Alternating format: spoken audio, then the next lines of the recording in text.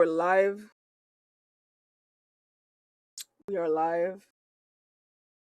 I think so. All right. So another, I've been doing these almost every day. I don't think it's gonna become a thing, but like I said, I I have two more fucking videos on this awful mother, and I kind of need to get finish her storyline. Also, while I was researching what to watch, Miss Mango Butt released a video earlier called Sister Finds Out 18 Years Old Brother Has First Time with Her Mom's Corpse and Did the Unthinkable with Her Brain.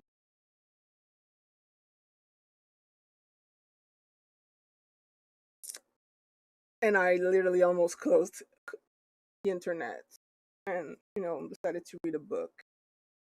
Because when you see something like that, the first thing you think is, wow, that's enough internet for today. I don't want to think about it also because I didn't take my ADHD medication today. And so once again, this is for my YouTube viewers. Hi. Long time no see. I've been feeding y'all with more rotten mango content because like I said, those are the videos that do the best on my YouTube channel at the moment. Because I haven't yet technically officially relaunched my reaction content portion. So this is the closest thing that you get to a reaction to our from me. So yeah. For our word today is Ruby Frankie, however the fuck you pronounce her name, and makeup as usual. So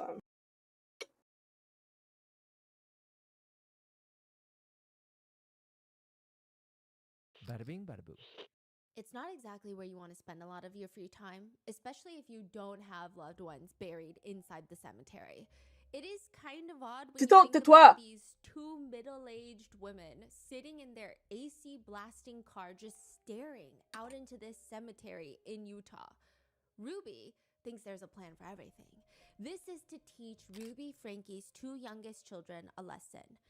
Go barefoot in the scorching hot heat pavement of the cemetery. Pick up every single bit of weed, brush, cactus, thorn, broken glass, trash inside the cemetery for 5 hours. No shade, no food, and definitely no water. Why? Barefoot? How old were The they? youngest, the little 9-year-old girl, screams for another family, for water, for food, care, love. But Ruby and Jody, they know this is all manipulation. That's the plan, okay? This is what they've been doing until one day a woman stops to watch them. This woman starts taking pictures of them. Oh, She's taking videos right now, right? Ruby turns to her kids and tells them to shield their faces from the picture while they continue to pull the weeds. But after about 15 minutes of this woman just watching Ruby, forcing her kids to pull weeds at the cemetery, the woman approaches them. What are you doing here? This isn't your land. This is a reservation and you are trespassing. How would you feel if I came around and started poking around your cemeteries? What are you stealing oh, here? And Ruby writes in her journal, nothing. We're weeding. We're picking up trash, weeds, and broken glass. You can see for yourself. Leave. Get off our land. This is a reservation, meaning bro. it's literally reserved for indigenous people. Native. It's not enough for you guys to come and take all of our land. Now you want more? Now you want our cemeteries too? What is wrong with you? We Bruh. weren't raised right. So much disrespect. What are you doing in our cemetery? I mean, no disrespect. We're honoring your people. Ruby later states Bitch. that it was not worth the fight. She collects her kids and gets in the car. This graveyard torture will have to stop for the time being. She and Jody Hildebrandt will just have to think of a new way to get the devil out of Ruby's two youngest children. Ruby writes in her journal, I told E, the youngest daughter, I told her that she invited evil, that you created this evil. But the good news is, because you created it, you can destroy this. Bro, how The old truth is is, she? E did not start this. She did not create this. She did not invite evil into their home. But August 30th, 2023, they will be sent away. This is the final part of Ruby Frankie and Jodi Hildebrandt, and how both of them were arrested, and Wait, the that's new the final part? accusations from jail, a new lawsuit that's hit them in jail, and how there might be a third person, a third woman that people think should be arrested along with them. Wait, what do you mean is the final part? Did I miss part 3? Because there's like 4 parts to this fucking story. Like, fucking hell. Oh, I did. Ah! You're right. I did. That's the first part for real. Oh my god. Mm. It's stunning, don't get me wrong. Wow. Bada bing, bada boo. For a few weeks in 2024, this becomes the most viewed house on Realtor.com, which, I mean, it's a little random. It's this $5 million mansion in what appears to be a beautiful yet seemingly middle of nowhere place in Utah. It's stunning, don't get me wrong, but in the doomsday bunker, if it's the end of the world, the apocalypse is hitting, this might be a great place to hide out type of way. It looks like a bunch of square concrete blocks just jammed together to make this giant 10,000 square foot behemoth of a home. It's got 15-foot ceilings, views of the Red Rock Mountains from the living room. I mean, The it's primary gorgeous. bedroom even has its own fireplace in front of a giant soaking tub, giant walk-in closet with washer and dryer inside. Side note, the primary bedroom, the windows are massive and they're seamless. They're unframed. So you just see the red mountains and it almost looks like an LED screen from the primary bedroom. Wow. But the real selling points are the beautiful pool, the hot tub, home theater, second kitchen, guest house, dog washing station. The blinds are all controlled by a remote.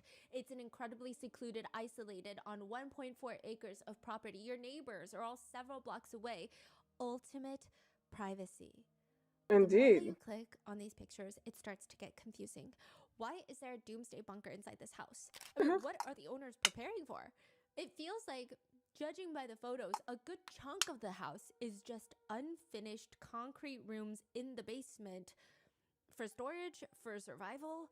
There's even a panic room with a giant door-sized safe vault door that you have to get through, and once you swing it open in the basement, it's equipped with its own fridge, sink, toilet. The purpose would be, I guess, in case of doomsday, you could go in there and stay safe. Or if someone's breaking into the home, you want to protect yourself, you can rush in there. Or maybe you can lock someone inside from the Oh outside. god. But why would you want to do that? Because you're psycho? Kevin Frankie, who has spent a lot of time in this now viral home with his wife Ruby Frankie and the owner of the home, Jodi Hildebrandt, he says, while we were at that house, there were things that happened. I can't explain it. There was a tremendous crash in the basement that we heard directly beneath us, but when we went and checked, there was nothing. It's just small instances like this. Below them, there would be an empty, completely empty concrete storage room. Nobody's down there, but they hear something like a table falling over, crashing over. They run downstairs. I mean, there's truly nothing. There's nothing that could have even fallen off the walls. What would that sound come from in a completely empty room? Or another time, Kevin says, the whole house is glass, and he looks up one day and he sees a massive handprint high up on the glass. Like, there's no way anybody could have gone up there. No human could have reached that high. And why would they? The hand is about 3 times longer than a normal person's hand. The fingers are just scraping down the window, it appears. I mean, what the hell is that? The devil. It seems like everyone in that house is convinced that that is the presence of Satan. Maybe the house is haunted. Jodi, the homeowner, would have a bishop come over performing exorcisms on a daily basis. It seems like whoever or whatever is in this house is targeting Jodi Hildebrandt. Because she's the There are devil. plates that Kevin said would just fly off the counter out of nowhere, and they would just go full speed, just shattering, crashing on impact. Like, how do you explain that? There were whispers that sounded like people were around, but nobody was there. Kevin says, I can't explain it, but I saw it with my own eyes. Maybe the I native became cursed the bitch. resident exorcist. But the house being allegedly haunted is not why the house is so famous on Realtor.com. It's not because it's haunted. It's because August 30th, 2023, 2 children were rescued out of the basement of that home. They had been held captive, tortured, starved, and abused. This is the case of Ruby Frankie and This Jodi is so Hildebrandt. sad. Social parents. Ah,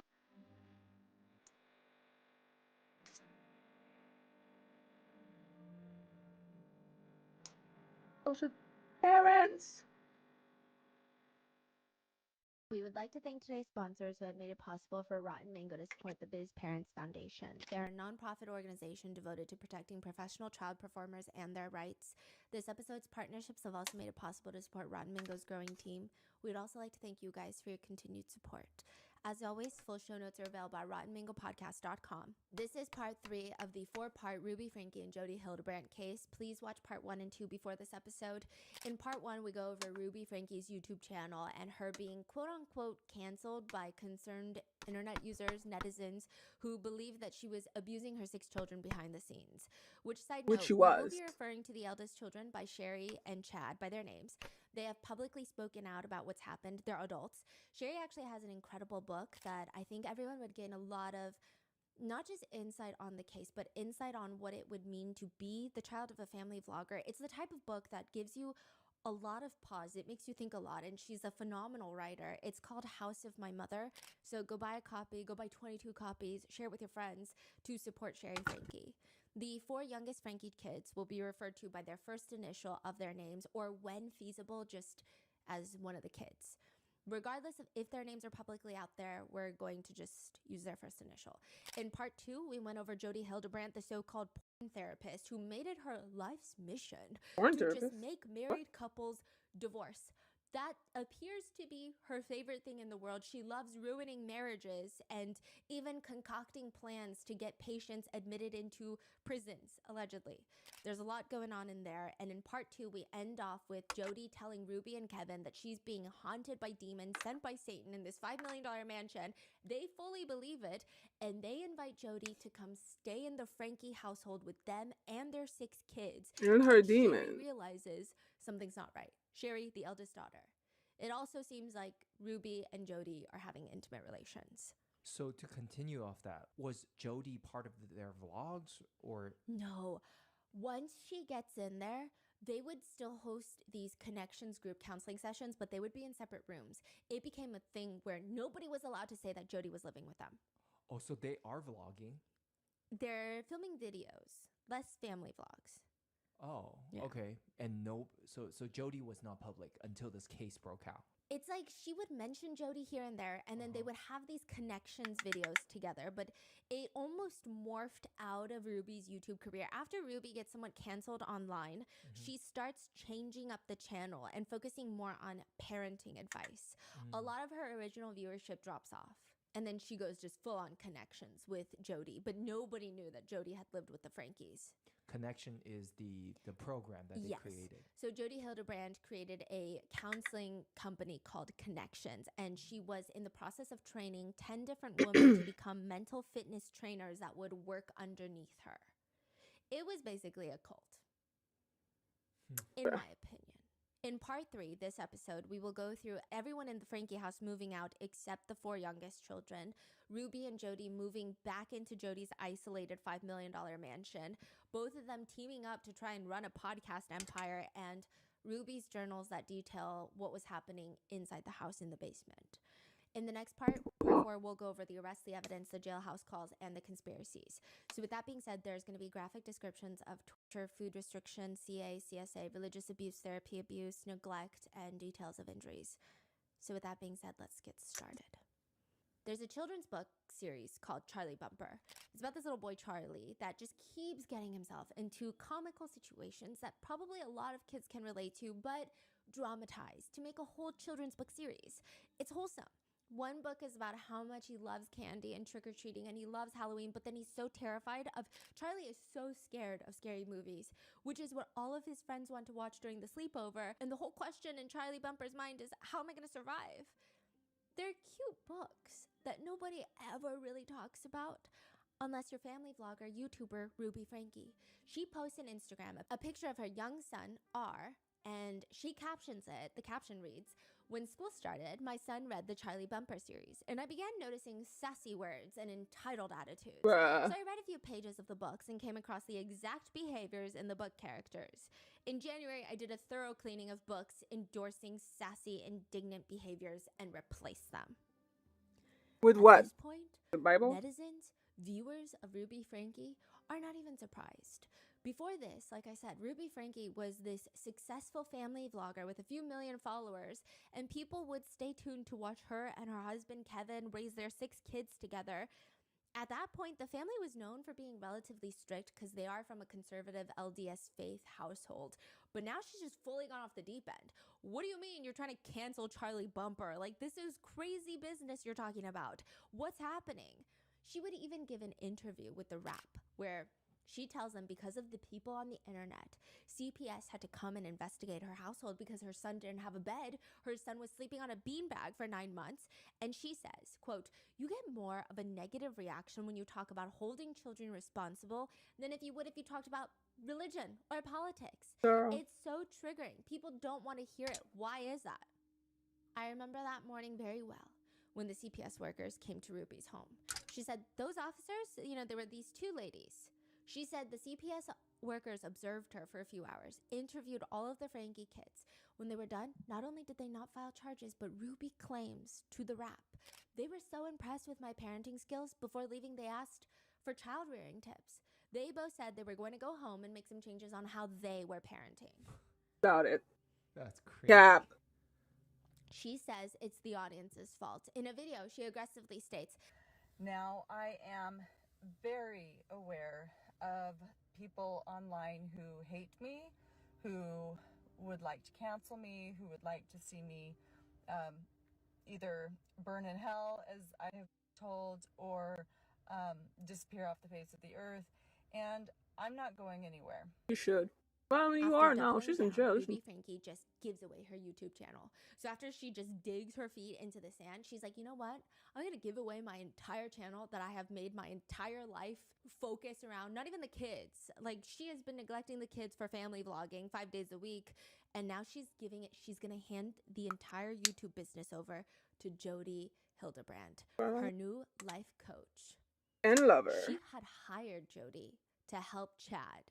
And Jody's the one that was like, you got to send him to the wilderness camp. You got to take away his bed. You got to take away his bedroom, make his life miserable. And now she's giving her YouTube channel to Jody Hildebrand, to the point where Kevin and Ruby's YouTube manager, they start freaking out. Like, this is a red flag. You had a YouTube manager? Ruby would snap at them. This is not about money. This is about God's soul. We're no longer going to be spending our time on useless things like family vlogging. We are ready for God's calling. We're here to spread the message. She would tell her viewers while sitting on a couch right next to Jody, "You wonder where I've been on my vlogs? To save my kids. No amount of money. I'm telling you, I was making millions."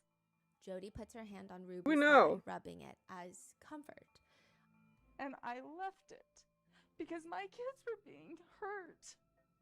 With entitlement, they were being hurt. With people's advice, and they didn't have a mother up the front saying, 'I don't care what the world's opinion is. This is the truth, and this is where I stand.'" This is the beginning of Ruby Frankie going headfirst into Connections, the life coaching business with Jody Hildebrand.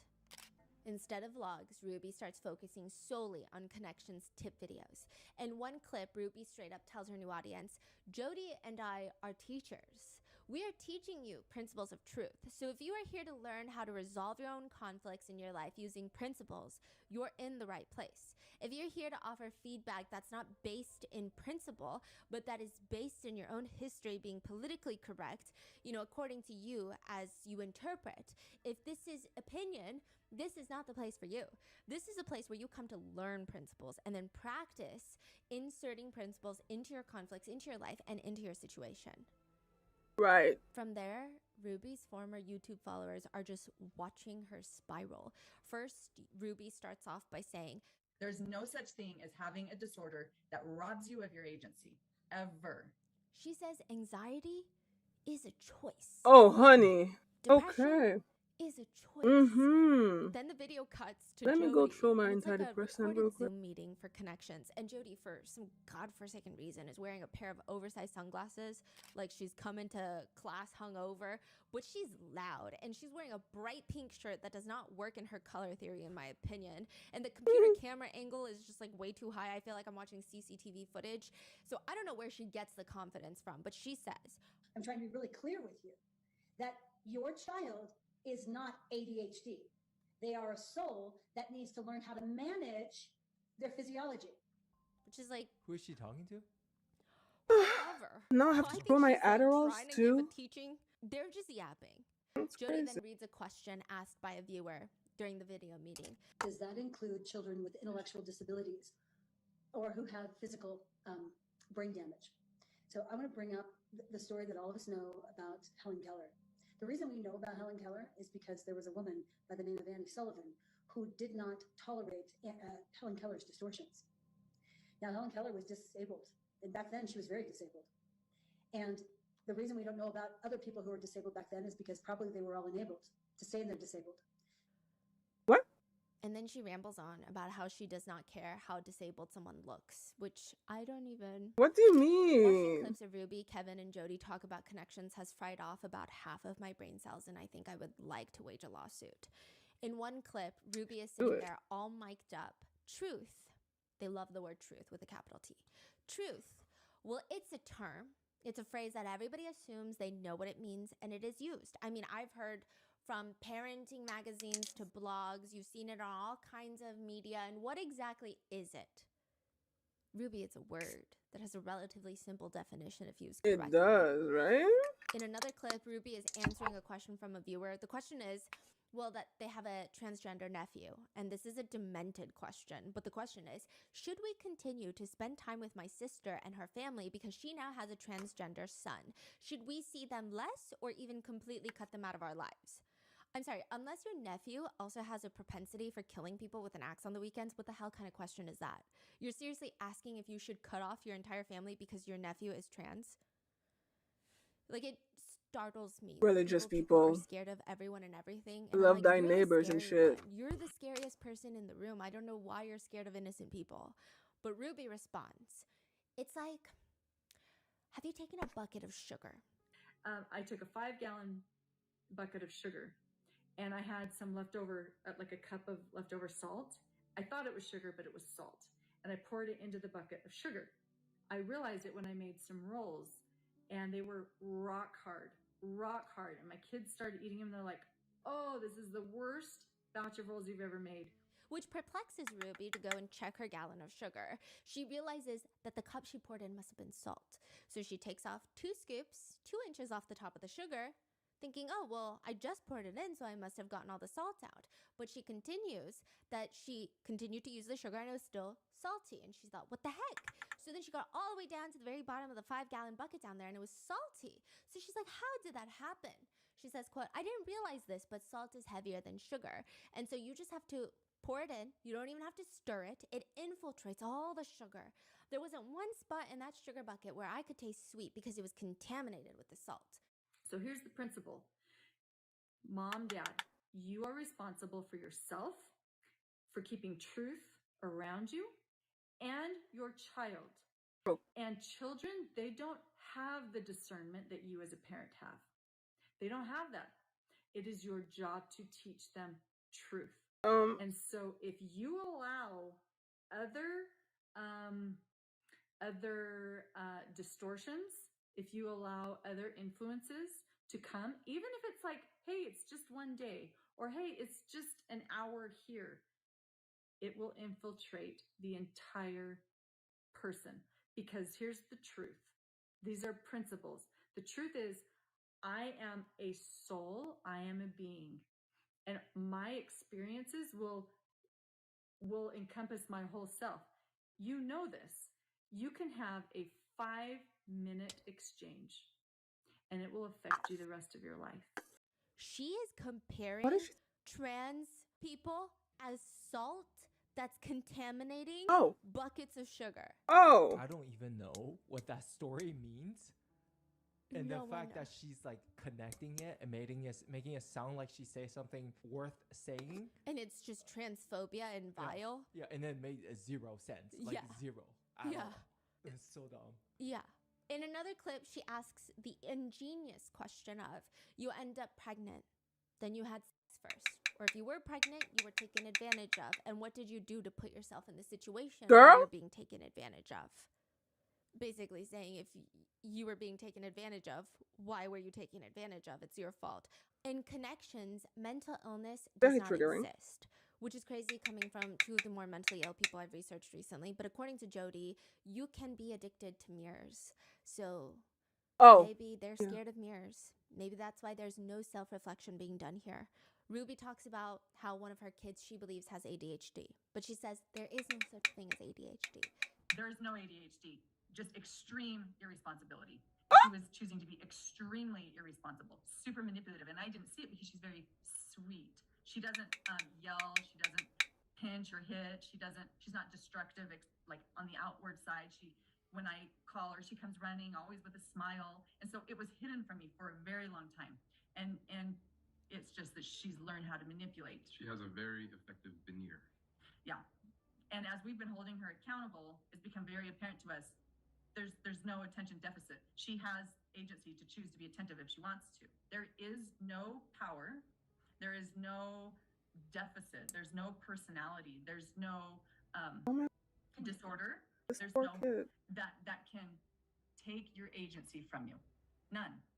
There's no such thing as having a disorder that robs you of your agency, ever.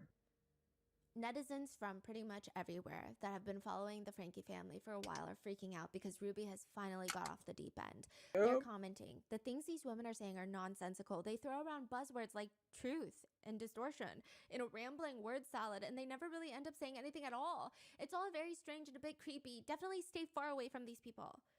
Another reads, if you listen to their advice, you will likely lose relationships with family members, and when your kids are on their own, they will likely stop talking to you because Ruby and Jody are controlling and mean-spirited. People start getting worried for Ruby Frankie's 6 kids, but even more so now.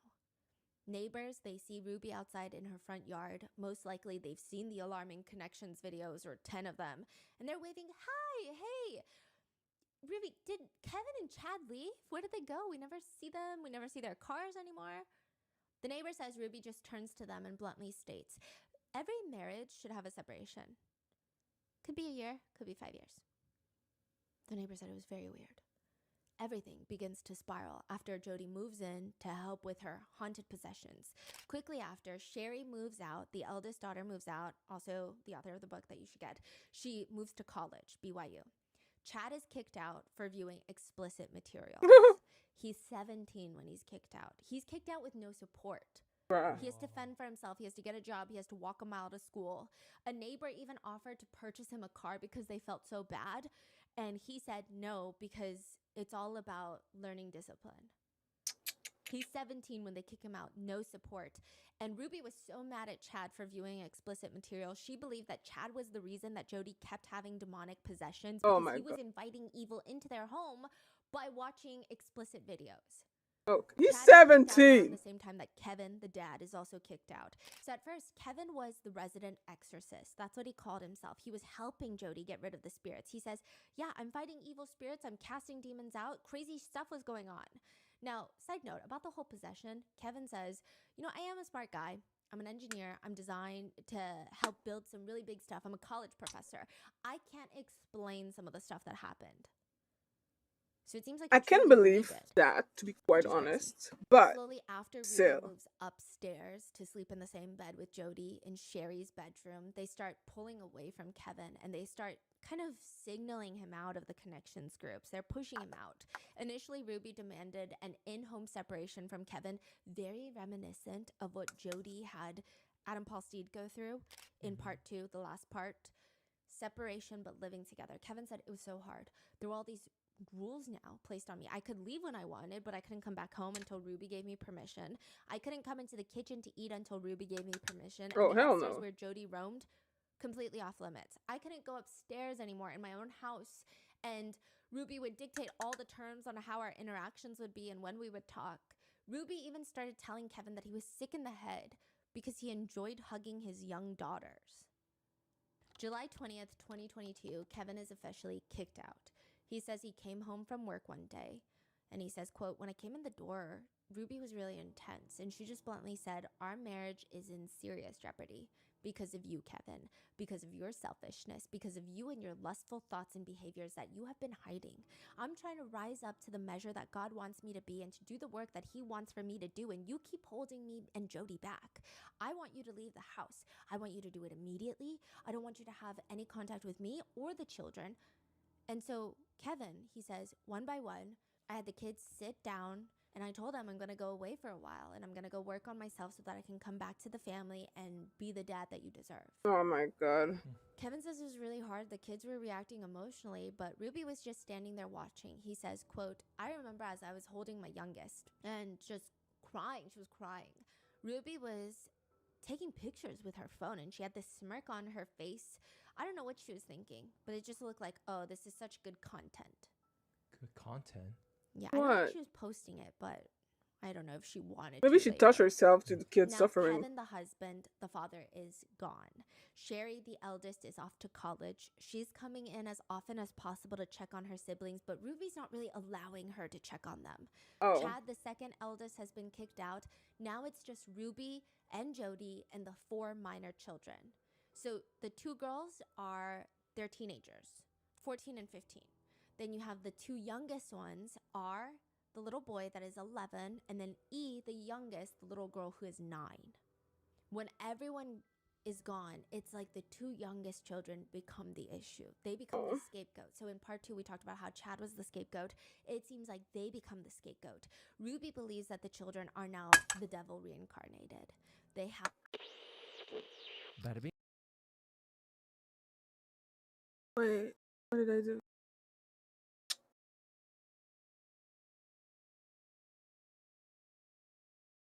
Okay. and vile. Yeah, and then made 0 sense. Like Yeah. 0 at Yeah. all. It's so dumb. Yeah. In another clip, she asks the ingenious question of, you end up pregnant. Then you had quickly after of the connections groups. They're pushing deserve. Kevin says it was really hard. The kids were reacting emotionally, but Ruby was just standing. The connections podcasts that are posted on Spotify. All right. The little boy that is 11, and then E, the youngest, the little girl who is 9. When everyone is gone, it's like the 2 youngest children become the issue. They become the scapegoat. So in part 2, we talked about how Chad was the scapegoat. It seems like they become the scapegoat. Ruby believes that the children are now the devil reincarnated. They have the demons in them. This is how quickly things start spiraling, and you can see a connection between Ruby and Jody's extremism on the Connections podcast and counseling videos and what was happening behind closed doors. So this is what I thought. I was like going through it, and there are the Connections podcasts that are posted on Spotify they're all throughout 2023 until the arrest, but primarily there's many episodes in July and August. Ruby had day-to-day journals where she detailed how she would torture her 2 kids in July up to the August 30th, the arrest. So I was trying to see, like, are they talking about the same things that they're doing behind the scenes? Because when I'm listening to the Connections podcast, I can see how it's getting a lot more extreme than her initial heavy, extreme parenting views. It's just upping the ante in every single episode. But I'm trying to see for next time, if anything like this ever were to happen again, God forbid, is there any way we could have seen in the podcast anything more that was happening? Did you? I guess we'll see. Now, Sherry from the get-go is the only adult, barely adult, in this situation that's alarmed by Jody and what Ruby is doing with her. She's in college now, like I said. She's no longer living at home, and her dad is telling her that not only is he moving out of the family home, he's got to go work on himself, and he's not going to talk to any of the kids for like the next year. A year? Kevin, he says, your mother has invited me to leave the house, and I'm going to ask that you don't talk to me or Chad. At this point, I was like, this is absolutely crazy. And I think I responded and said, I'm confused and like, I wish you the best, but like, I was worried about the kids now that are at home. Kevin says he can't risk it. He can't risk even talking to his kids. He says, quote, going into the no contact separation, I was terrified that I was going to lose my marriage, that Ruby was going to ask for a divorce. I was 100% compliant by that point. I was going to support her over all my children, period. And somehow I had to convince Jody that I was ready to go back to Ruby. Kevin's just out here waiting for Ruby to call him, take him back. Meanwhile, he's still doing group therapy with Jody. Side note, Chad is also out living alone at 17 years old, but still paying $900 from his own funds to get therapy from Jody. Kevin would later say he was paying her more than he was paying in rent, like 3 times as much. What? Working as a lifeguard. I had a phone call yesterday with my therapist, and she taught me about truth and distortion. Mom probably talks about Jody all the time. But I've mentioned Jody a few times. She has a podcast called Connections with an X. anyway, What did you learn? well, I learned about the 3 different types of pain. So me deciding that my stomach ache was Chad's fault was not seeing things in truth. Right. But I really, really want to blame him. Because I just want to be able to eat my desserts again and Oreo cookies without stomach aches. And so Then send me off to another wilderness camp again. Kevin would later say that Chad probably felt the same way he felt, which is he wants to do the best that he can to make Ruby and Jody proud. That's all he cares about. Which So Chad sad. is so understandable. He's a victim in this. But Kevin, does he really need to cut off his entire family? Sherry remembers feeling hurt that each time she tried to reach out to him, he just ignored her. She remembers after a month, I texted Kevin from college just saying, I love you, I miss you. I saw that he hearted the message, and then a minute later, he unhearted it. I was just like, what are you doing? Like, pull your head out of your ass and, like, come back. And I think I got blocked after that, so I stopped sending text messages. This was made even more uncomfortable by the fact that Kevin works at BYU and Sherry is a student at BYU. They actually ran into each other once. Sherry says, our eyes locked for a split second. He looked like hell warmed over. Then he shot me a strained, fake smile, darted his gaze away, walking faster like he couldn't get away from me quick enough.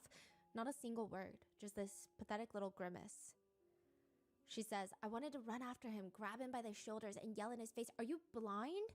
Where are your kids? Don't you care? But I just stood there frozen. Bruh. Even neighbors and online internet users, netizens, were seeing the concerned shift of Ruby online and in person, and they knew that Kevin was no longer in the house. There was like a whole forum online discussing, wait, I think Kevin moved out. The internet was never really told or informed or kept in the loop, but it just seemed like a whole thing. There were rumors circulating. One neighbor says, I think if anything, we hoped that Kevin would come home and either remedy the situation or get those kids away from what we felt was a dangerous situation. One neighbor texts Kevin, hey man, you have 4 cops outside your house, FYI. Hope things are okay. What's going on? Oh my 'Cause God. a lot of the times neighbors and Sherry would continuously call CPS, but they would do nothing. Oh my God. Another would text Kevin, you can't abandon your kids. The neighbors would get blocked. By Kevin? Yes. Episode 237 of the Connections podcast with Ruby Frankie. Date July 12th, 2023, 49 days before rescue. Title, Preserve the Relationship. Hello everyone, I'm your host Ruby Frankie. Welcome to another episode of the Connections podcast where we help you create joy in your life and relationships. How many of you are listening have adult children? Or maybe you're a parent who knows your child is doing something that is incongruent with the values that your child has been taught. But when they come home, when you come together, no one acknowledges that they actually know what's going on. So there's this elephant in the room and nobody wants to talk about that elephant in the room. Why? Because, and here's the distortion, because I want to preserve the relationship. I've heard that so many times. So today's woman's question, she said, my kids are posting lies on Facebook and then they come over and act all loving like we don't know what's going on. I would ask this mother, are you not acting as if nothing's going on? What have you done to bring up this with your child? Have you sat your child down at the dinner table? I mean, I can see it. What is child posting again, you said? Lies on Facebook. What lies? Whatever that means. Oh, okay. Here's what I would do. Confrontation is necessary and you can do it in a loving way. You don't have to do it in a finger-pointing way, but you can have your family over, get some baked potatoes going, grab everyone, a cup of grape juice in their cups, and you pull up your phone and you say, I see you posted this on Facebook. Will you help me understand why you posted this? Everyone wants connection. Everyone wants to know they have a friend. Everyone wants to have family. Everyone wants to have a safe space where they can go. Everyone wants someone who is understanding of their choice. Everyone wants someone who is understanding of their hurt. Everybody. This is universal. I don't care where you live. I don't care how much money you make. I don't care how distorted you are or how truthful you are. Everybody wants this. It is a universal need. We are humans. We are vulnerable. This is a need. But you have to stand up and say, this isn't a relationship, and I'm not going to pretend like it's being preserved. Do you like what you're hearing so far? Make sure you never miss an episode by subscribing to our show. I'm your host, Ruby Frankie, and thanks for listening. Right. Sherry thinks this whole thing is getting out of control. Why is everyone in the family getting kicked out of the family home while Jody gets to march in here, take Sherry's room, make all the decisions? Sherry says, I remember looking up Jody just to see, who she was, and I learned that she's not a psychologist, even though she's always claimed to be one. Just from reviews online, I read that she had destroyed families, she was on probation with her license, she wasn't even married, her kids didn't even talk to her, and I remember being like, why are we working with this woman? Side note, Ruby forced Sherry to do sessions with Jody before Sherry moved out. The sessions were insane. Sherry would talk to Jody about how she struggles with low self-esteem and self-hatred, but Jody would tell her, no, you struggle with thinking you're better than everyone. And Sherry's like, actually, that's the opposite of how I feel. And then Jody's like, nope. She forces Sherry to write down any minute time that she feels superior to anyone. Things like, quote, felt proud of my extensive vocabulary during a presentation. Does this not remind you of Jessie Hildebrand from part 2? Write down every sin. Yeah. That's not thinking she's better than anyone. Being proud of your extensive vocabulary is not thinking you're superior. That's just called being proud of yourself. It's a healthy emotion. Jody tells her, quote, very good, Sherry. So let's say you assume that you're going to ace a test because, of course, you think you're so very clever. Change the language in your mind. Flip it. Think to yourself, oh my gosh, I'm going to fail this test because I'm a very stupid little girl. What the fuck? Be humble, Sherry. You are far less clever than you think you are. Wow. That is crazy. I can see Sherry that your confronts child. Ruby. Mom, Jody's therapist license was revoked for what she's done. Ruby just stares at her. You're trying to sabotage everyone's success. You don't like Jody, and anyone who doesn't like Jody is hiding something. It means that you're threatened by the truth that she speaks.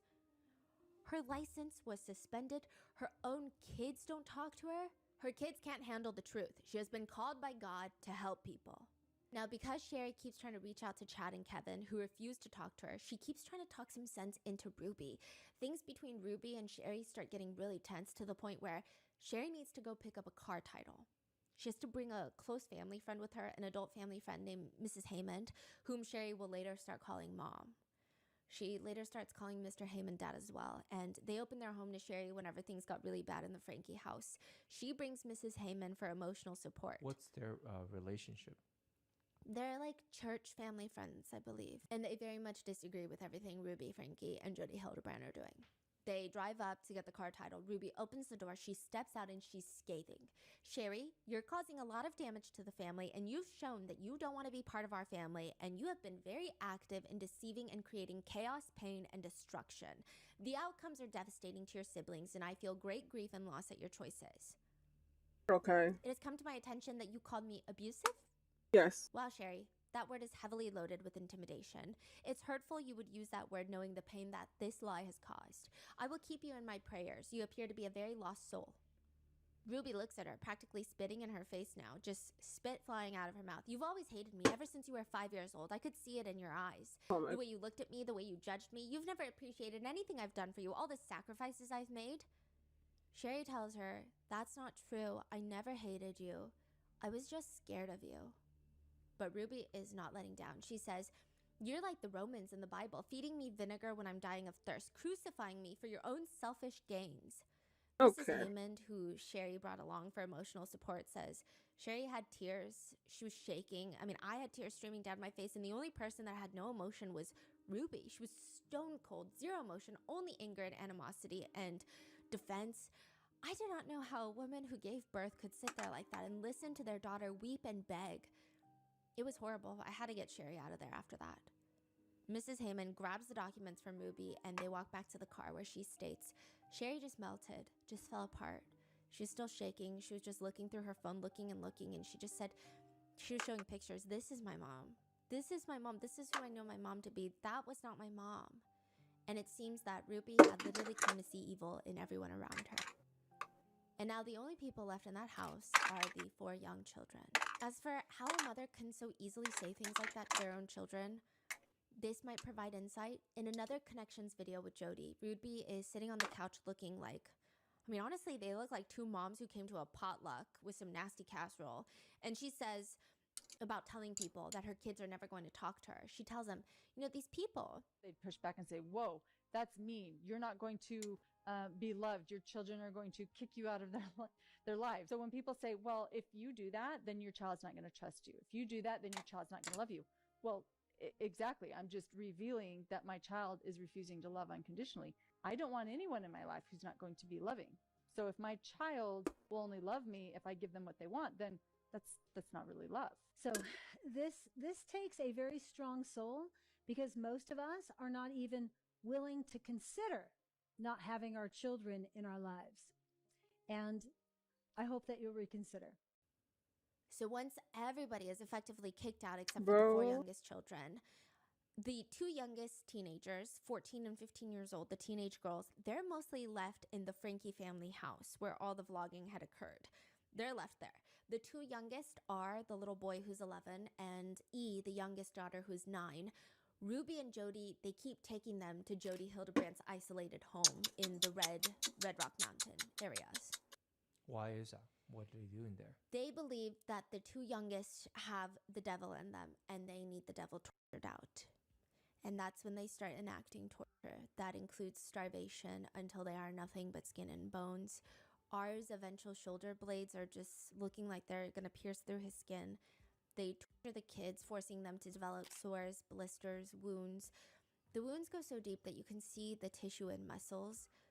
Ruby and Jody would directly pour cayenne pepper and honey into them I to cleanse can't. the devil out. I can't. They were beaten, Oh my tortured. God. They did not get Oh access my to water. God. They were forced to run into a Ugh. cactus over and over. They were exposed to extreme heat. They were hogtied. They were forced under so much duress that they were defecating themselves.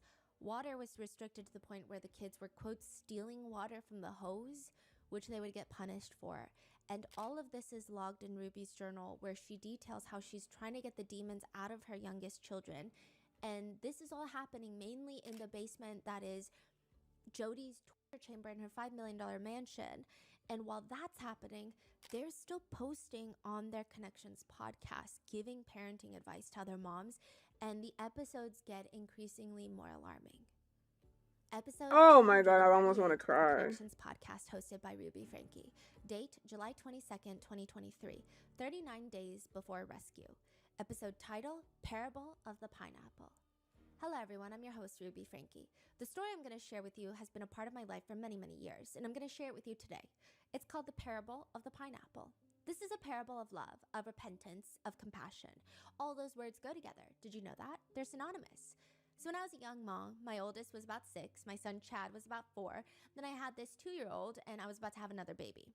I was pregnant. I was really tired. It was the afternoon and I needed to lay down and put my feet up for an hour. The kids had a movie on and I said, I'm going to lay down upstairs. Don't move from the couch. You have your blanket. You've gone to the bathroom. The doors are locked and bolted. I'm going to just lay down. And they were full. They were emptied. So I thought everything's good. I said, do not, under any circumstances, go into the kitchen. Do not go into the kitchen. You stay right here and you watch this movie for an hour. I went upstairs, laid down, and an hour later I came down and the movie was still going. They're cuddled in their blankets and I thought, oh good, they did what they were told. I was so glad. So I went into the kitchen to prepare for some food. I walked in and my feet, they stuck. I'm like, my foot is stuck to the floor. As I lifted my little foot off the floor, I could hear the stickiness. I could hear it with my ears. I thought, oh my God, what is on this floor? I knelt down, I smelt it. This is pineapple juice. What in the world? How did pineapple juice get on the floor? So I called my kids over. They said, no, we don't know why the floor is sticky. There's something going on, you know? And I said, well, one of you or both of you know something and you're not telling me.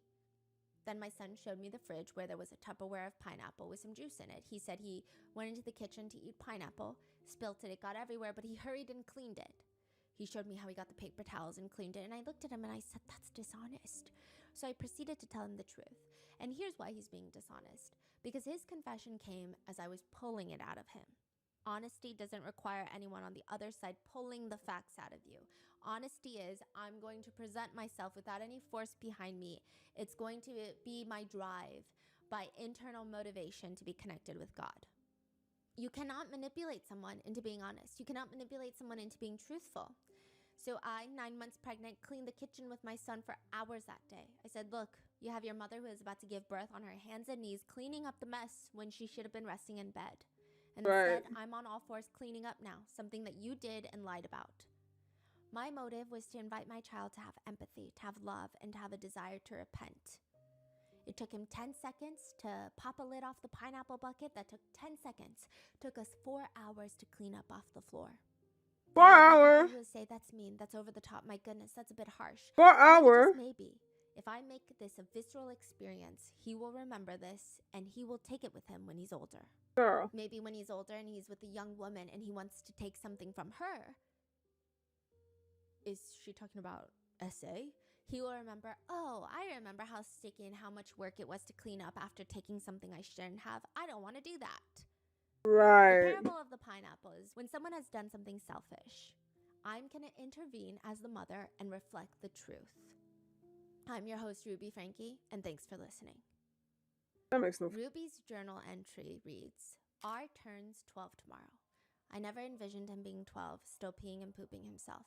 Satanic choices lead one to becoming destitute, even in the most affluent homes. It's R's birthday, and he doesn't even know what month it is. E and R have been in so much deviant behavior they cannot control their bodily functions. They are both furious that their selfish, sinful lifestyle is being intervened upon. I told R he emulates a snake.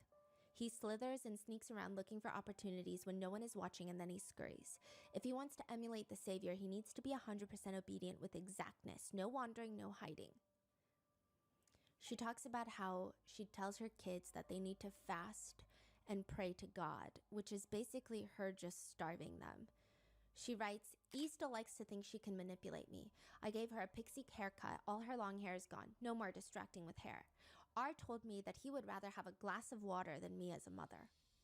R is defiant again. He pooped his pants and is telling me no. His poop is too watery to be fasting. R admits to stealing water 3 times yesterday. R lies and feels no remorse. R's feet are swollen from standing. He is angry that nobody cares. I told him he is acting like a man having a heart attack and gets his feelings hurt because nobody cares about the sliver in his finger. When your soul is dying, nobody cares about your feet. Oh my She writes that her God. youngest 9-year-old daughter is delusional and has made no progress and continues to lie and manipulate. She says, quote, last night, her screaming and trance, head banging. So, in desperation, the little girl would bang her head on the floor. She writes, they were evidence of no change.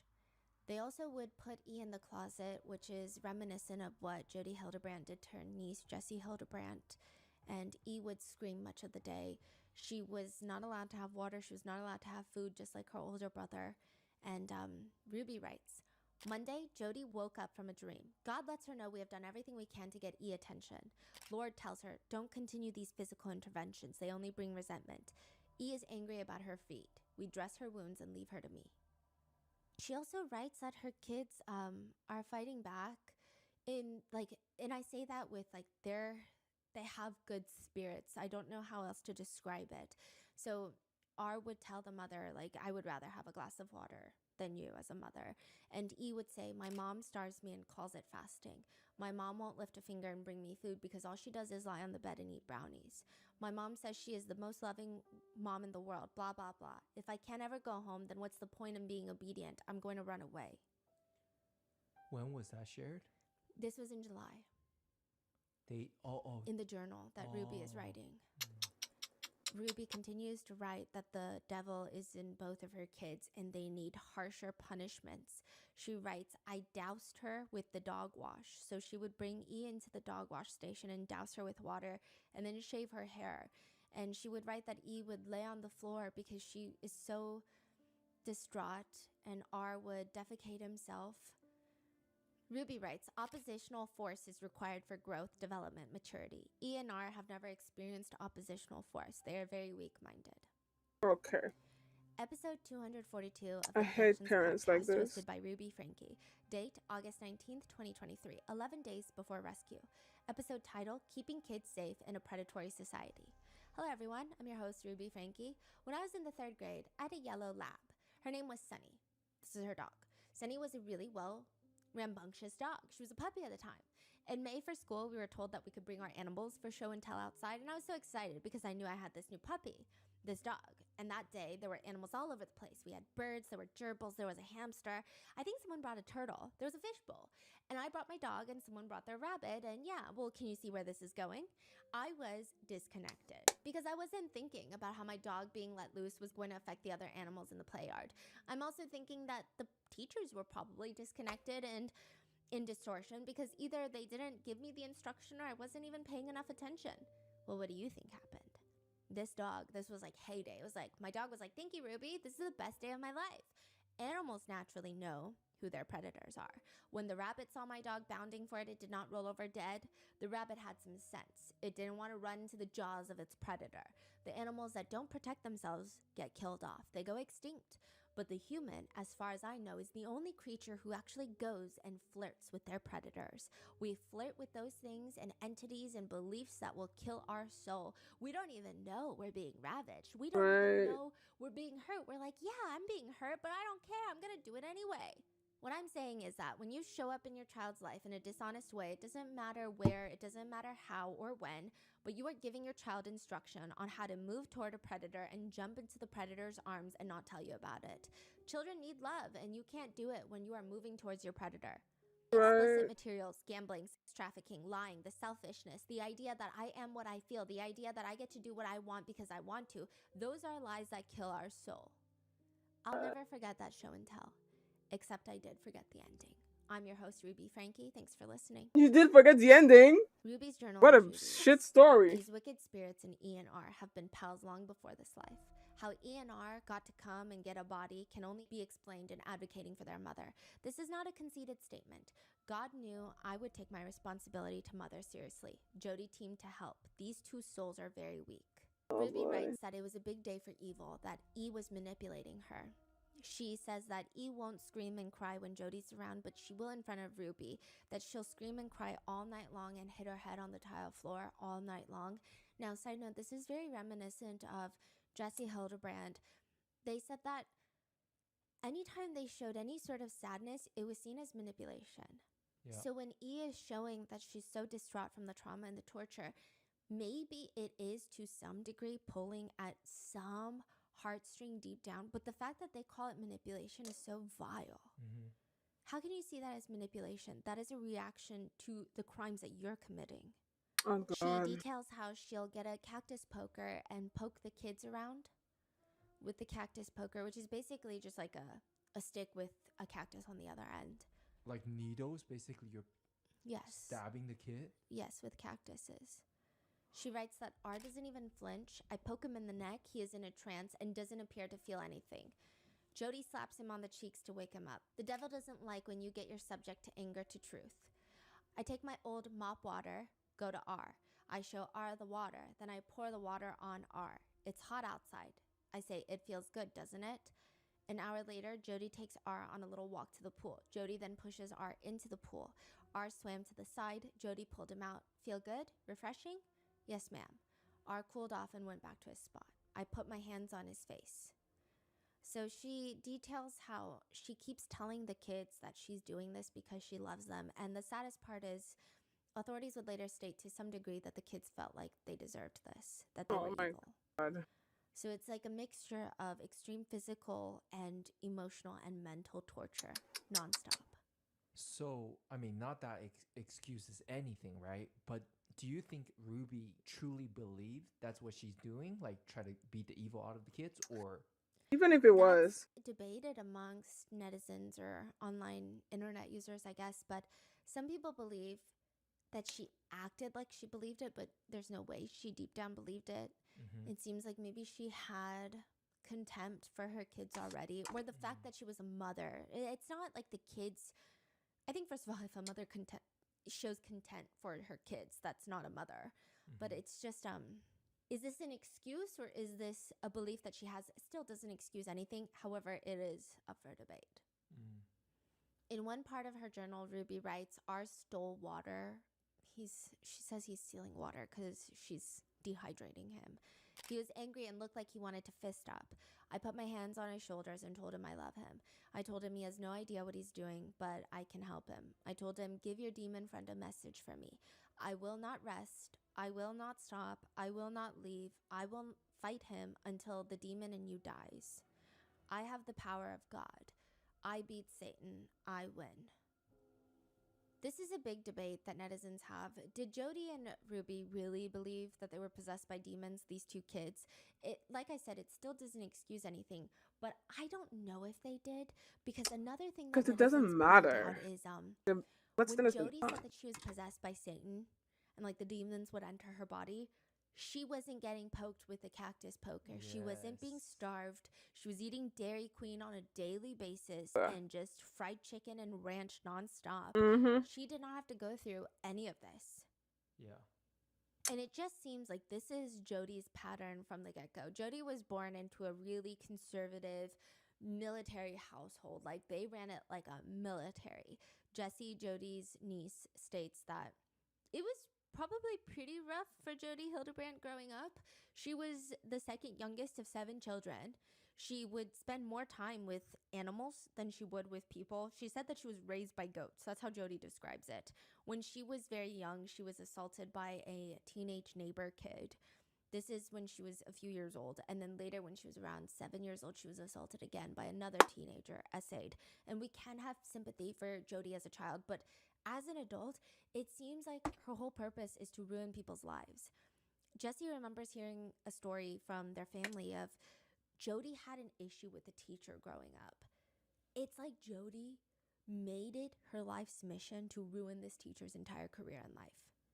Oh. Eventually, Jody gets married, has 2 kids. She was married for about a year and a half. She was actually pregnant with her second child when the divorce proceedings began. It was agreed upon by people who knew Jody that the divorce was dragged out for years because Jody, more or less, wanted to destroy her ex-husband through the legal system and run this man into the ground and tap dance on his ashes, which sounds like something Jody would do. Jessie, who is cousins with Jody's kids, they say, it sucks because yes, we want to believe women. We want to believe abuse, of course. And as a victim of abuse myself, I want to be believed. Of course, and I don't know him, Jody's ex-husband. I don't know him personally, but Jody's daughter and I, we've kept in contact over the years. She has a beautiful relationship with her father, loves him to death. He loves her. He's so supportive, so kind, really helped her through her own process. Meanwhile, she has nothing to do with her mother, Jody. Changed her name, has no contact with Jody. Bruh. In fact, Jody's daughter told Jessie, I cannot be around my mom. I can't ever be around her again because if she told me the sky was yellow, I would believe her. She has this ability to just get in your soul. It's horrifying. There's no real way of explaining it to people unless you've experienced it yourself or you've experienced this level of abuse. There's no way of understanding it. Episode 237 of the Connections podcast with Jody Hildebrandt. Date July 15th, 2023, 46 days before rescue. Title, A Mother's Instinct to Protect. How can we wake up the women of the world and get them back to their natural instincts? Every animal in this world has protected instincts as mothers. The women, the humans, have lost their motherly instincts to protect their young. Women choose to hook up and be sexual with males. Those men are also men who have lost their fatherly instincts because both the men and women of this world are not being nurtured. They're not being taught the truth. They're not being truly loved. Here's our question for the episode sent in by a listener. Hello, I'm a single mother of a 2-year-old boy. His dad was physically and emotionally abusive to me the whole pregnancy, and as expected, I'm traumatized for life. That's an interesting statement that she says. So she made the decision to hook up with this man. And she's been with him, for a period of time, I don't know how long, and now she's saying, I'm traumatized. So you've been quote unquote traumatized for life. And you're wondering if you should place an innocent, naive, defenseless, dependent child around someone who has abused a full-grown adult. Now just think about that for a minute. Why are you asking me that? How come you don't know the answer to that? And I really am sincere. The only person in this situation that has power is you. Your Girl. son doesn't have power because he's 2. Because you're the actual issue here, not your son and not this man. This is Jody, right? Mm-hmm. Are you a woman that thinks through your decisions? Are you a woman concerned about being in a relationship with a man like you have a man in your life right now? Now you have a child, and now you're not just focusing on protecting you. If someone is being abusive, then you need to get away from that person I that's mean, being duh. abusive. Of course, if someone is abusing anyone, you don't put a child, I don't care how old the child is, any human that's below the age of 18, you do not place in the care or custody or, temporary engagement with someone who's abusive. You just don't do that. You don't need to ask anybody about that.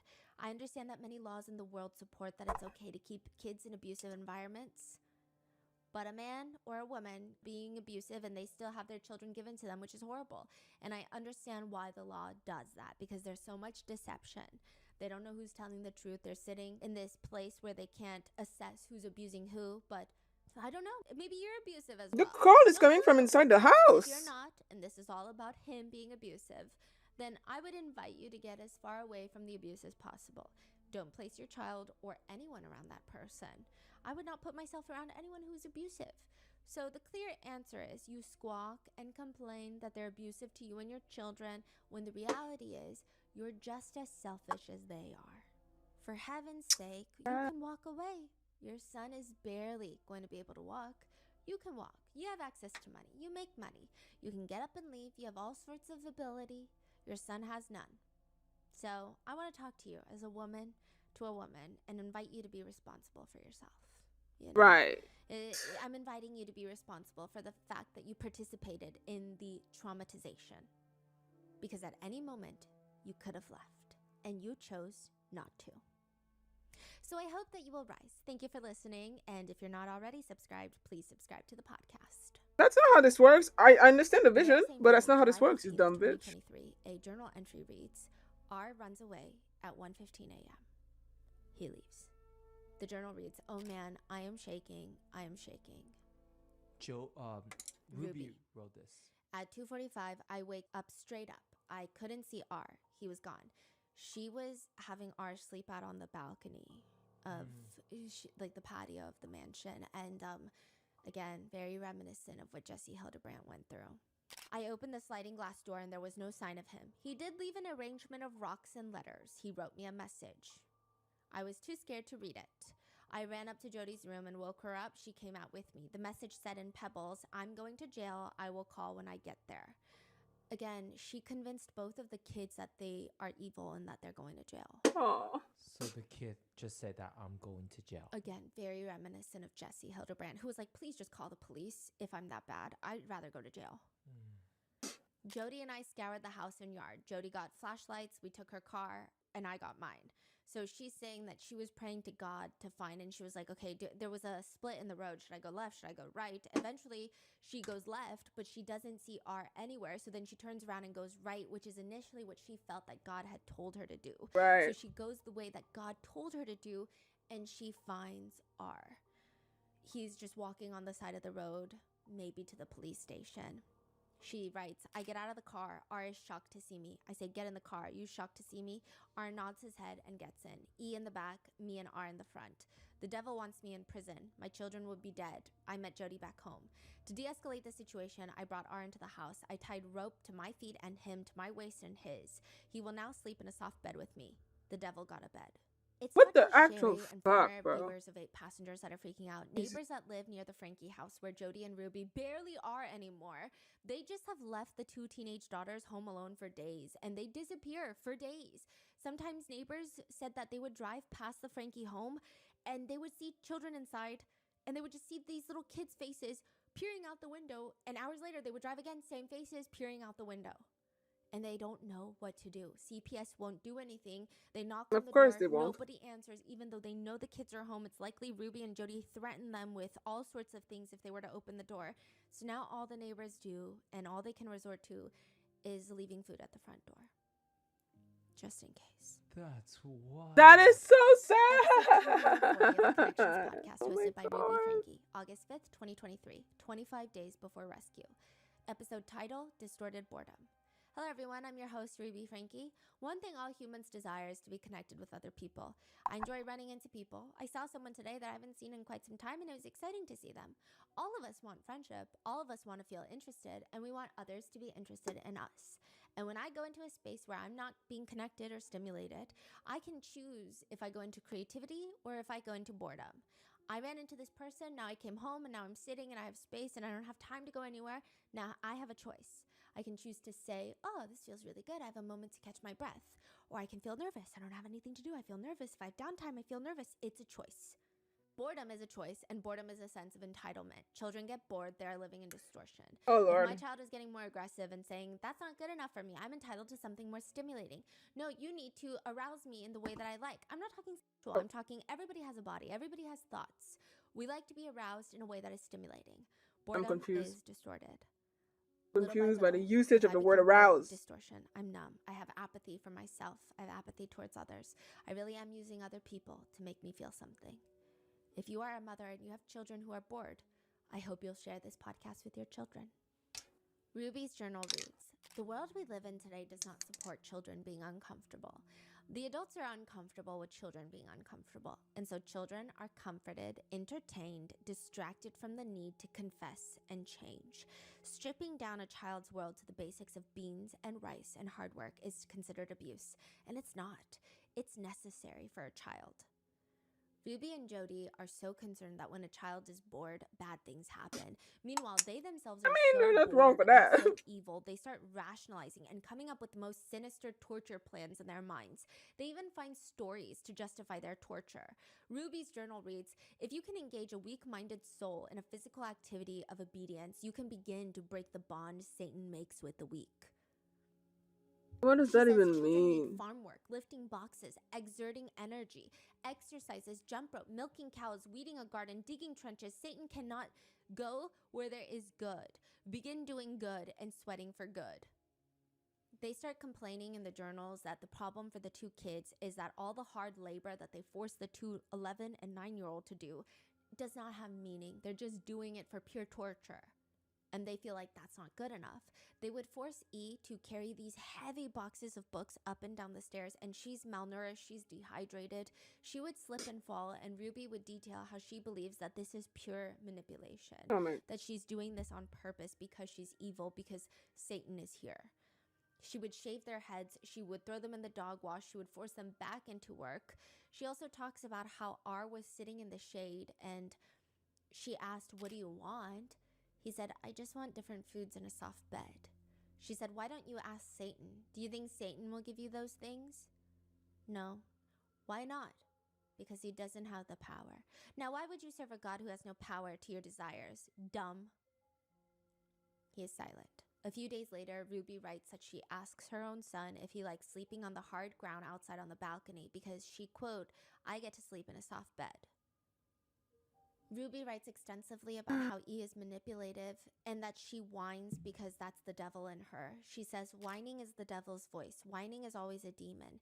E, quote, hurt facial expressions blame me for her misery. It is E at the center of her misery. Her face is deceptive. They also write how, quote, Jody and I took her to Hellhole Road. Remember that from part 2? Mm-hmm.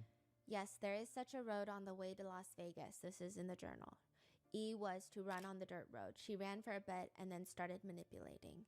She claims that E threw herself into a tree and into a cactus, but later in a plea agreement, Jody admits that she forced E to run into the cactus.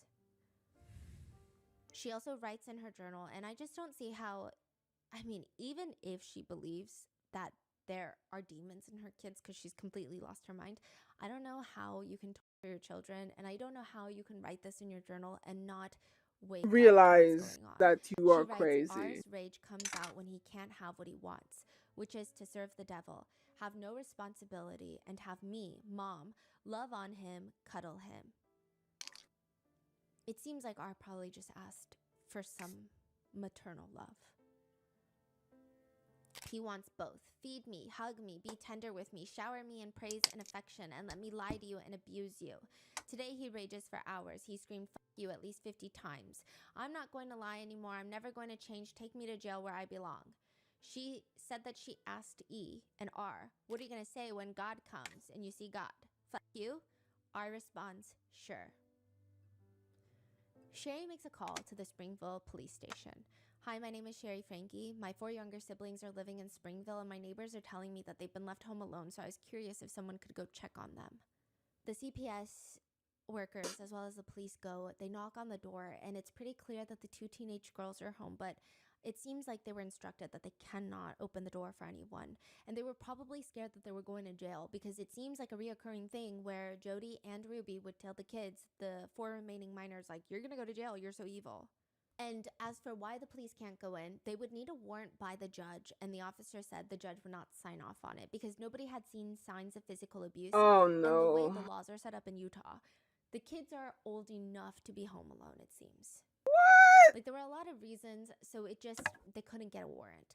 Eventually, Sherry is told by the CPS worker, I'm sorry, Sherry, personally, I want you to know that I'm really concerned, but there's nothing that we can do.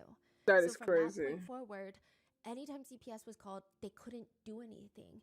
And ever since then, neighbors never see the kids outside again. It's like the house goes on lockdown. All the kids have been pulled out of school already, but now the kids can't even go out. They can't even walk the family dog because Ruby gave away the family dog. Sherry does get ambushed by Ruby later, who is screaming at her, I can't believe you called the police on me. After everything that I've done for you, after all the sacrifices that I've made, how could you betray me like that? Sherry's just asking her, betray you? I was worried about the kids. They're fine. This is about you, Sherry, and your need for attention and your jealousy. Ruby Okay. would tell Sherry that her siblings are terrified of her for calling the police on them. She says, one day, Sherry, you will come crawling back to me begging for my forgiveness. Episode 241 of the Connections podcast with Jody Hildebrandt, August 12th, 2023, 18 days before rescue. Episode title, Holding On to Trauma Will Make You Sick. Here's our question. Are things like PTSD distortion? I've been diagnosed with PTSD, and when I have flashbacks, the fear returns as strong as ever, even though I'm safe. I was wondering your thoughts on this, and if you knew any ways to help. Any guidance is welcome. Now, I know there are some people who don't want to heal. They're not really interested in healing. They're interested in staying in this victimized position. Jody Hildebrandt goes on to rant about the DSM-5 by describing it as a psychology book from the 60s that just keep adding to it to create the ultimate book of disorders. Maybe you like the attention you get from being a victim. I don't know what your particular case is, but the question was, if the PTSD keeps getting triggered, is that a distorted fear? The answer is yes, because that is not the truth today. Maybe you just like being the victim. Okay. Maybe you like the attention you get from being a victim. I don't know what your particular case is. I'm not trying to be insensitive. I've had a lot of trauma in my life and I've healed all of it. But you are choosing to lie over choosing the truth. That's another way to say it. Distortion means I participate in deception, self-deception. Thanks for joining me. I'm your host, Jody Hildebrandt, and thanks for listening. According to Jody, holding on to trauma is staying in a state of self-deception, distortion. A synonym would be delusional. But it appears only Ruby and Jody are delusional. Ruby writes in her journal that when E is outside, forced to stand on like the pavement with nothing on her feet, just scalding blisters on the soles of her feet, she's getting burned by the sun, she would say, you know, hell is much hotter and God is going to burn the wicked. So either you start getting used to it or start changing. E would look Ruby in the face and tell her, I don't really believe that's going to happen. She writes, we need to wake the child up to the state of reality, show them where they really are, the pit of hell. The hope was that they would choose to go to God for forgiveness, to admit their awful state. Instead, they wanted to lie to themselves that what they did wasn't bad, that they were the victims, that me and Jody are the prosecutors, that burning in hell isn't real, and that God doesn't even exist. So They already are in like, hell. the kids are Right. not delusional. They are. Episode 243 of the Connections podcast. Like, the with kids Jody know what Hildebrandt. hell is. That's where Date, they August are. 26, 2023, 4 days before rescue. Episode title, Speaking the Truth About Death. The truth is, people die. And some people die as they're older. Some people die by accident. Some people die when they just take their very first breath. Death is part of life. It doesn't have to be this horrible, terrible experience. It can be sad and you'll miss them for a second, but it can also be a pleasant experience where you get to celebrate life. Right. It's just a part of this movement called life, and everyone goes through it. And so you can help your children see all the different facets of death and be grateful for that. Death is always a hard thing. Some people who are dying, they're afraid, they don't know what to do, and some people are excited about dying. I've watched people go different ways. Some people are terrified, some people can't wait to get out of their bodies. And it doesn't have to be a terrifying thing. You know, thank you very much. Thanks so much for listening to the Connections podcast today. Share this podcast with your family and friends. And if you have not already subscribed, please subscribe to the podcast. Right. There are a large This group of highlighter is people crazy. online that believe that the two kids, had they not have been saved, had that little boy not saved himself and his sisters, that it was They only would- likely They would have died. or plausible that Jody and Ruby were ramping up that would end up with They the would have kids died. being dead. Honestly, It's I think a they would really have died. grim theory, but one that is not completely out of the realm of possibility because Ruby and Jody were planning on selling the Utah $5 million mansion that's already quite isolated. They wanted to use that money to buy a giant plot of land out in Arizona where they were going to fix the kids for good, Oh Lord. as evidenced by the journal. It's likely, had that happened, nobody would have seen the kids again. Ruby writes about finding property in Arizona. She writes, "They don't know that Jody is selling her home," talking about the kids, "this priceless canyon gem so that she can purchase land where these two can work. Jody has been looking for property with cactus, and it feels more eminent these days to get the children to open land. It's a spiritual matter. Their souls are on the line. Well, We decided that the escalation of the kids is not manageable here." Now, there is another segment of the journal where Ruby talks about sedating R. There are arguments over if sedating just means hypnosis, if she means sedating them with like allergy medications such as Benadryl. It's kind of up in the air, but it reads, "I know that in order to keep my son, I will need to put him back under sedation. I unhooked him from all the bells and whistles and asked him to breathe and thrive on his own, and he went into arrest and stress. Back to sedation we go. The demon is still here, and I purposely put R back into a slumber, hibernate. To watch R go into the awful state of compliance, knowing that demon he harbors in his heart is so sick, like stitching up a patient, knowing you didn't get all the cancer out, and knowing it's only a matter of time before your patient kills over." what the fuck? Another journal entry scathingly reads, "We need land. The spirit told Jody very clearly, don't let these kids' choices ruin your life. We have work to do. You can force repentance." They were looking for a 500-acre property in the middle of nowhere in Arizona. Netizens speculate grimly that the kids could have died there. Yes. Ruby writes in her journal, quote, "Jody sent me a text. I found the land. The devil does not want us to take R and E out of society. He did not want Jody finding this property. Oh, how good the Lord is to those who risk everything to follow him. The hosts of heaven are on our side. My children will never know the sacrifices and lives put on the line to offer a chance for their salvation." That is it for part 3 of the Ruby Frankie case. Bruh. Stay tuned for part 4, the final part where we go over the arrests, jailhouse calls, and all the conspiracies surrounding Kevin and a woman named Pam that everybody thinks, at least if they're very into the case, I guess, thinks needs to be arrested as well. That is it. Let me know your thoughts below, and please stay safe. I will see you in the next one.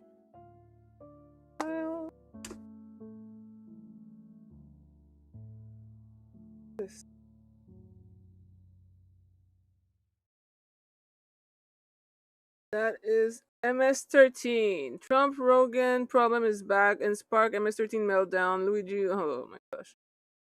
Oh, so alright. Oh, the Sheeters and their story is worse than you realize. I don't know what the Sheeters sent.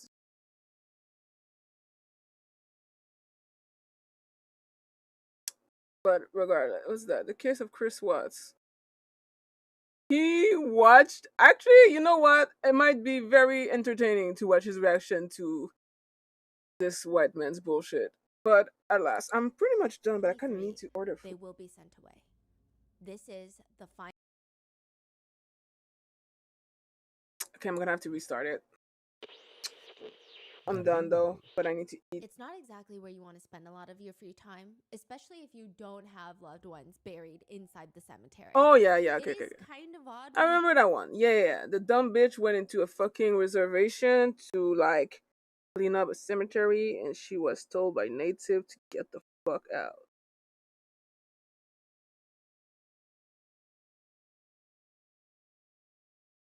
Yeah.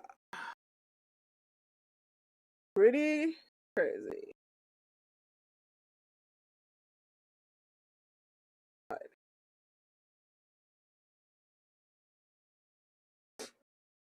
Time to order food. Wait, I might not have to actually. I'm pretty sure I have. I have pizza. I have pizza. I can just eat my pizza. Yay. Hottie, like a bag of ducky. I'm the shit. Okay, I'm actually addicted. Okay. And I think that I like doing makeup for no reason. All right, I'm gonna put that in the.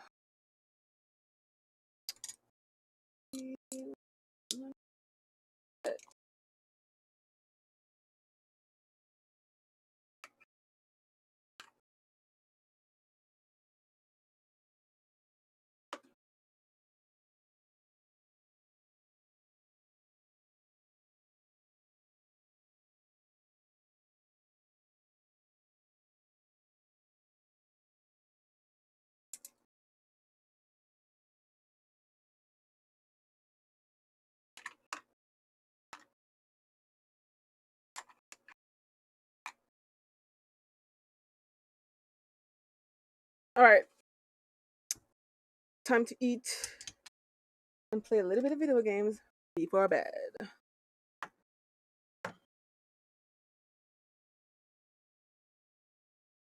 That in the reduce this thing. Right. Ah, there you go.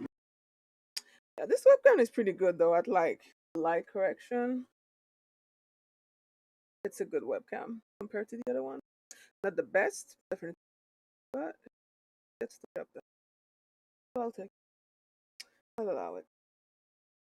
So, be right back.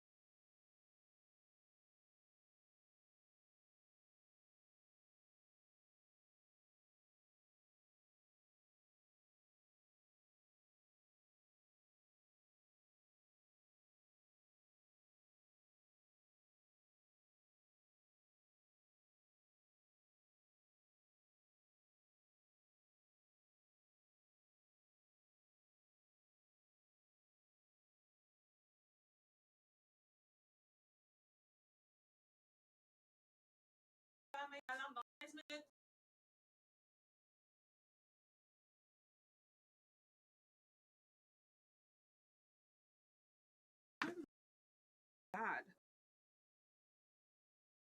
Why is my time management so bad? Oh my god. 6 minutes should have been enough. Guess not. Hottie, hottie. Oh. So while I'm doing that. Oh. Oh wow, it's over. You think about these two middle-aged women sitting in their AC blasting car just staring out into this cemetery in Utah. Ruby thinks there's a plan for everything. This is to teach Ruby Frankie's two youngest children a lesson. Go barefoot in the scorching hot heat pavement of the cemetery. Pick up every single bit of weed, brush, cactus, thorn, broken glass, trash inside the cemetery for 5 hours. No shade, no food, and definitely no water.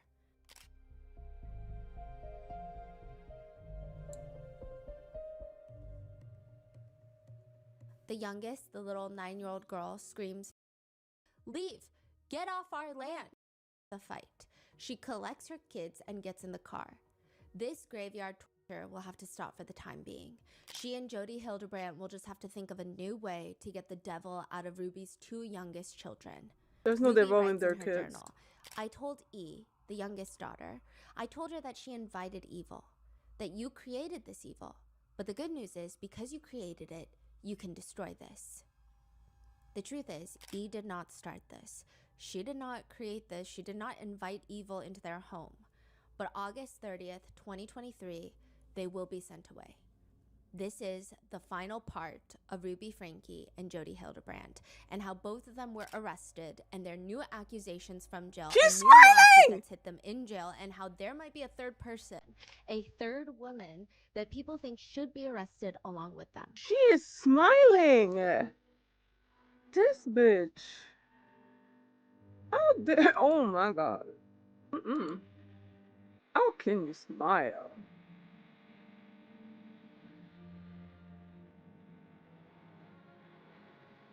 That's crazy. We would like to thank today's sponsors who have made it possible for Rotten Mango to support the Biz Parents Foundation. They're a nonprofit organization devoted to protecting professional child performers and their rights. This episode's partnerships have also made it possible to support Rotten Mango's growing team, and we'd also like to thank you guys for your continued support. As always, full show notes are available at RottenMangoPodcast.com. This is the final part of the 4-part Ruby Frankie and Jody Hildebrandt series. Please watch the previous 3 parts before this episode. In part 1, we went over Ruby Frankie's YouTube channel, her entire online, I want to say cancellation because they're not actual legal charges against her, but it was, I mean, the whole world believed that she was abusing her 6 children behind the scenes.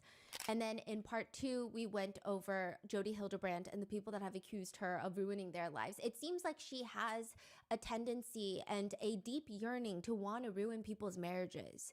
In part 3, we went over Jody and Ruby joining forces to create the Connections business. Well, Ruby joins Connections, which is Jody Hildebrandt's life counseling business. And the two of them, they decide they're going to just dominate the podcast world with their ill-advised, ill-recorded, not-so-great podcast, giving other parents some of the most abusive parenting advice that you could probably find on the internet. Hello, and welcome to Connections. I'm Jody Hildebrandt. And I'm Ruby Frankie. In this episode, the final part, we will be going over their arrests, what they've said, their plea agreements, and then all of the internet conspiracies, as well as all of the discourse surrounding Kevin Frankie, the dad, and a woman named Pam, whom a lot of people on the internet think both of them should be facing charges for this case. We will be referring to the eldest children, Sherry and Chad, by their names. They are adults and they have publicly spoken out about this case. Sherry also has a phenomenal book. It's called The House of My Mother. Please go buy a copy. Please go buy 30 copies.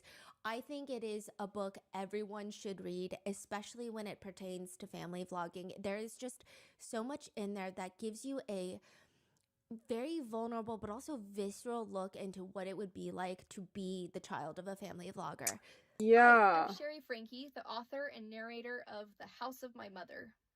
I was inspired to share my story in this audiobook just because this is the first time in my life that I can share my story in my own words and take back that power. Now, the 4 youngest Frankie kids will be just referred to by their first initial of their names, regardless of if their names are publicly out there already. There are graphic descriptions of torture, food restrictions, CA, CSA, religious abuse, therapy abuse, neglect, and details of injuries. So with that being said, let's get started. This is so fucking bad. Clark and Debbie are not expecting anyone when the door rings. Answer the door right Oh, now. yeah. But if you'd like to leave a message, you can do it now. I remember They're that. older. I mean, they don't move as quickly as they used to. And by the time that they get out there, they can barely make out this figure it's a tiny figure. Near the door, whoever was knocking was almost walking all the way away. Yes. Hi, I was just wondering if you could do 2 favors. They swing the door open, they see a little 12-year-old boy, and within a minute or two, they are on the phone with 911. 911, the address of your emergency. Okay, and the phone number you're calling from. Tell me exactly what's happened. I just had a 12-year-old boy show up here at my front door asking for help. And he's said he just came from a neighbor's house, and we know there's been problems at this neighbor's house. He's emaciated, he's got tape around his legs, he's hungry, and he's thirsty. Okay. But he has duct tape around his Bro, ankle. imagine being the fucking 911 worker. Just doing her thing. And it's already probably rough because she must hear terrible shit all the time. And this is the thing that you get. And it's like, bitch, what? Like, this is the kind of things that you only see in horror movies and on TV. It's not supposed to happen in real life. Yeah, there's sores around him. I think there's a good chance he's been... Clark's wife, Debbie, shouts in the background, "We need someone immediately!" Oh, and he has them around his ankles. I mean, his wrists as well. Okay, this boy has been... Clark swivels in the patio chair so that the little boy can't see his face. Clark starts choking on his words, and he tries to take a deep breath to calm himself down. Oh. This is very different from when he first opened the door. When he first opened the door, he didn't understand the situation. And when the little boy asked for a favor, he had asked the little boy, Well, what are they? Taking me to the nearest police station. Well, actually, just one's fine. But now, seeing what's happened to him, he's getting emotional. He can't even talk on the phone to 911.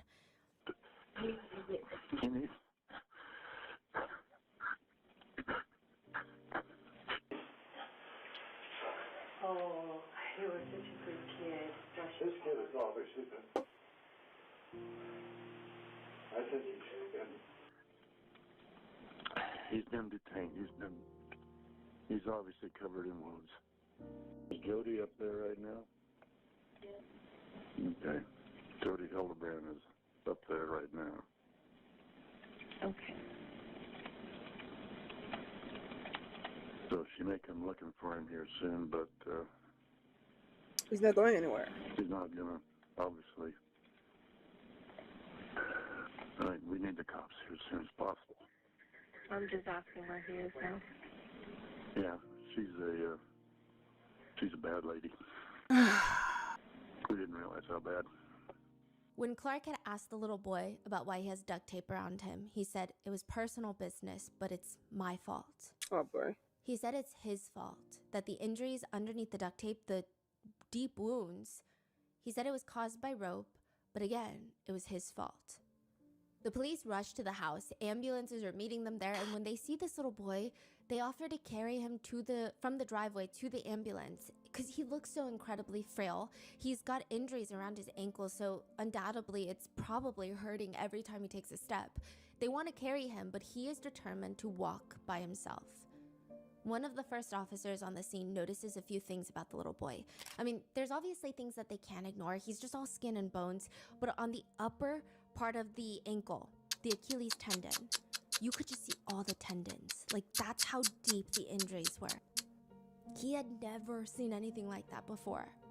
The little boy turns to him and he says, "I have a younger sister in that house. When did you last see her?" It's been over a month. A 11:52 Oh my a.m., God. the officer bursts in through the closet door in Jody Hildebrand's home, and quickly he uses his body to shield the closet from the view of his rifle, because he's got this giant rifle just hanging by his side, and he tries to hide it as he reaches out his hand, and his voice suddenly becomes high-pitched, as high as he can make it go. You come in, my buddy. I'm a police officer. Are you going for the union? There is just this little girl sitting crisscross applesauce in the middle of this empty closet. She's not crouching, she's not hiding. She barely even reacts to the door being slammed open. And there's an officer with a rifle as tall as her walking in. We can't see her face, but her body language, she almost appears like she's disassociating. Yeah. Now, side note, her hair is almost cut in a shaved pixie cut. Many officers actually thought she was a little boy. Hey, you okay? Is this just you in here? I'm Sergeant Tobler. What's your name? No response. He squats down. Contact one. You okay? Are you serious? Huh? You doing okay? He offers his hand. She still doesn't move. He's trying to be as calm as possible. The energy that he gives is like he's approaching a stray kitten that he doesn't want to run away in fear. You don't want to talk to me? Yeah, that's okay. Can you come with me though? We got Jody out here. You know Jody? She's outside with us. That's not helping. You take your time, bud. I'm in a hurry. I'm a police officer. Did you know that? Yeah, that's not helping either. I didn't mean to hurt you at all. You doing okay? Are you scared? Yeah? You're okay. Do you need help? No response. Bruh. Maybe send a... You should sit down. I don't even know, bro. Maybe send her brother? Oh, you can't walk. Okay, Never if I just mind. sit here with you. We don't have to say anything. If you don't want to. 1:40 p.m., an hour and 50 minutes later, another officer walks in with a small personal-sized pizza and a Pepsi.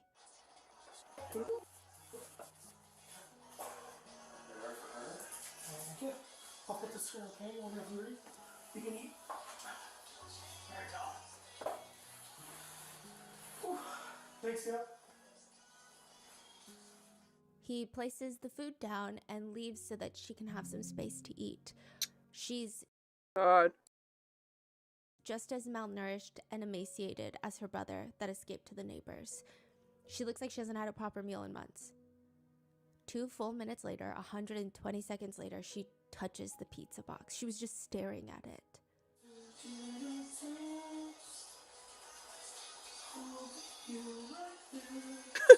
Sorry, when the fucking police officer singing, like, bruh. You're more than welcome to eat. You can eat all you want to. That's all you.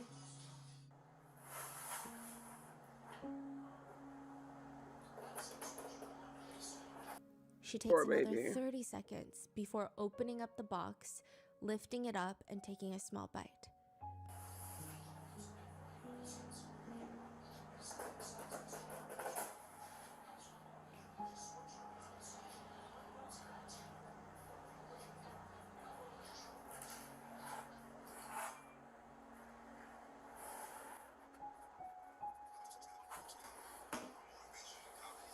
Oh, good for her. I didn't think that shit would make me cry. They sit with her for a while. She eats her entire pizza. They order her another one, and she eats another half of a large pizza. It's clear she's starving. 3:36 p.m., 3 hours and 40 minutes later, after finding her in the closet, she's barely said a few words. She's barely moved other than eat that pizza. She's just sitting there, staring at the floor. 2 female first responders join the closet with the little girl. You don't want to talk? Okay. There's nothing I know you want to talk about. It's okay to talk to me. I mean, it's crazy because she was abused by 2 women for like the past how long? Oh, she's talking. You can barely make out what the little girl says, but it sounds like, "I'm nervous." And so they promise her nothing's gonna happen to her. One of the female first responders says, We promise. Pinky promise. We helped your brother. And we got him some help too. And that's what we want to do for you. That's we want to get you some help too. Alexa, arrête l'alarme. Oh, baby. Okay, I'm gonna go grab my pizza.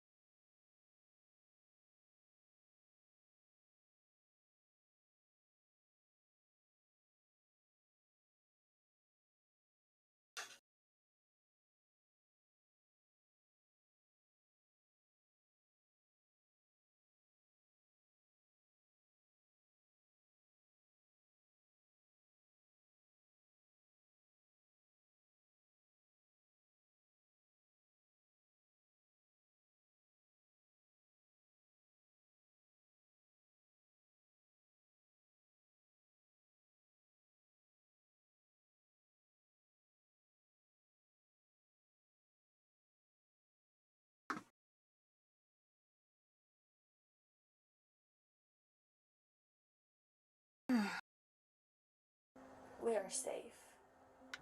We will not hurt you, and we won't do anything to hurt you. After nearly 4 hours since finding her, they get the little girl to finally stand up. She's very cautious. She looks almost too careful, like she's trying her best not to touch anyone or anything. And a full 4 hours later, she finally walks out of that closet.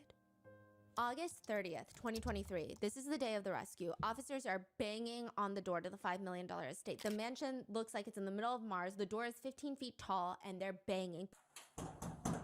Police officers, open up! Open the door! The door opens with no sense of urgency, okay? Jody Hildebrand is standing right there with her phone in her hand. Her attorney is already on speakerphone. Jody? I need you to step out. I have my attorney. That's great. Step out of the house. No, I'm not going to step out of the Step house. out of the house. Step out of the house. They basically yank her, thankfully, and drag her out of the house. Step out of the house. Whoa, whoa, whoa, whoa, whoa. We're just gonna Come on. Whoa, Whoa, whoa. Is there anybody else home? Wait a minute, how do you come to my house? Right there. They come into my house. Well, yeah. Do you have a search warrant? Have a seat right there. Do you have a search warrant? Have a seat right there. They tell her, whether you like it or not, we're searching the house. Control 12x11, can you hold the air? We're searching the house. I can tell you what's in the house. Okay. Just have a seat right there. So the little boy is one of the reasons why we're here. We just need to clear the house and make sure everything's okay. But why are you coming into my house without a We'll search warrant? explain it after this. But that doesn't make sense. You come into my house and do what you want, and then you tell me you don't have a No, warrant? we'll explain why we did. But don't you have to have a They don't need a warrant anymore. But at this moment, we don't. We're here on exigent circumstances. And I'll explain it after this, after my sergeant and the officer are done clearing the house. She's just staring at the officer. It's like unsettling the way she's able to look him in the eye. It's the fact that she's shook. This dumb bitch.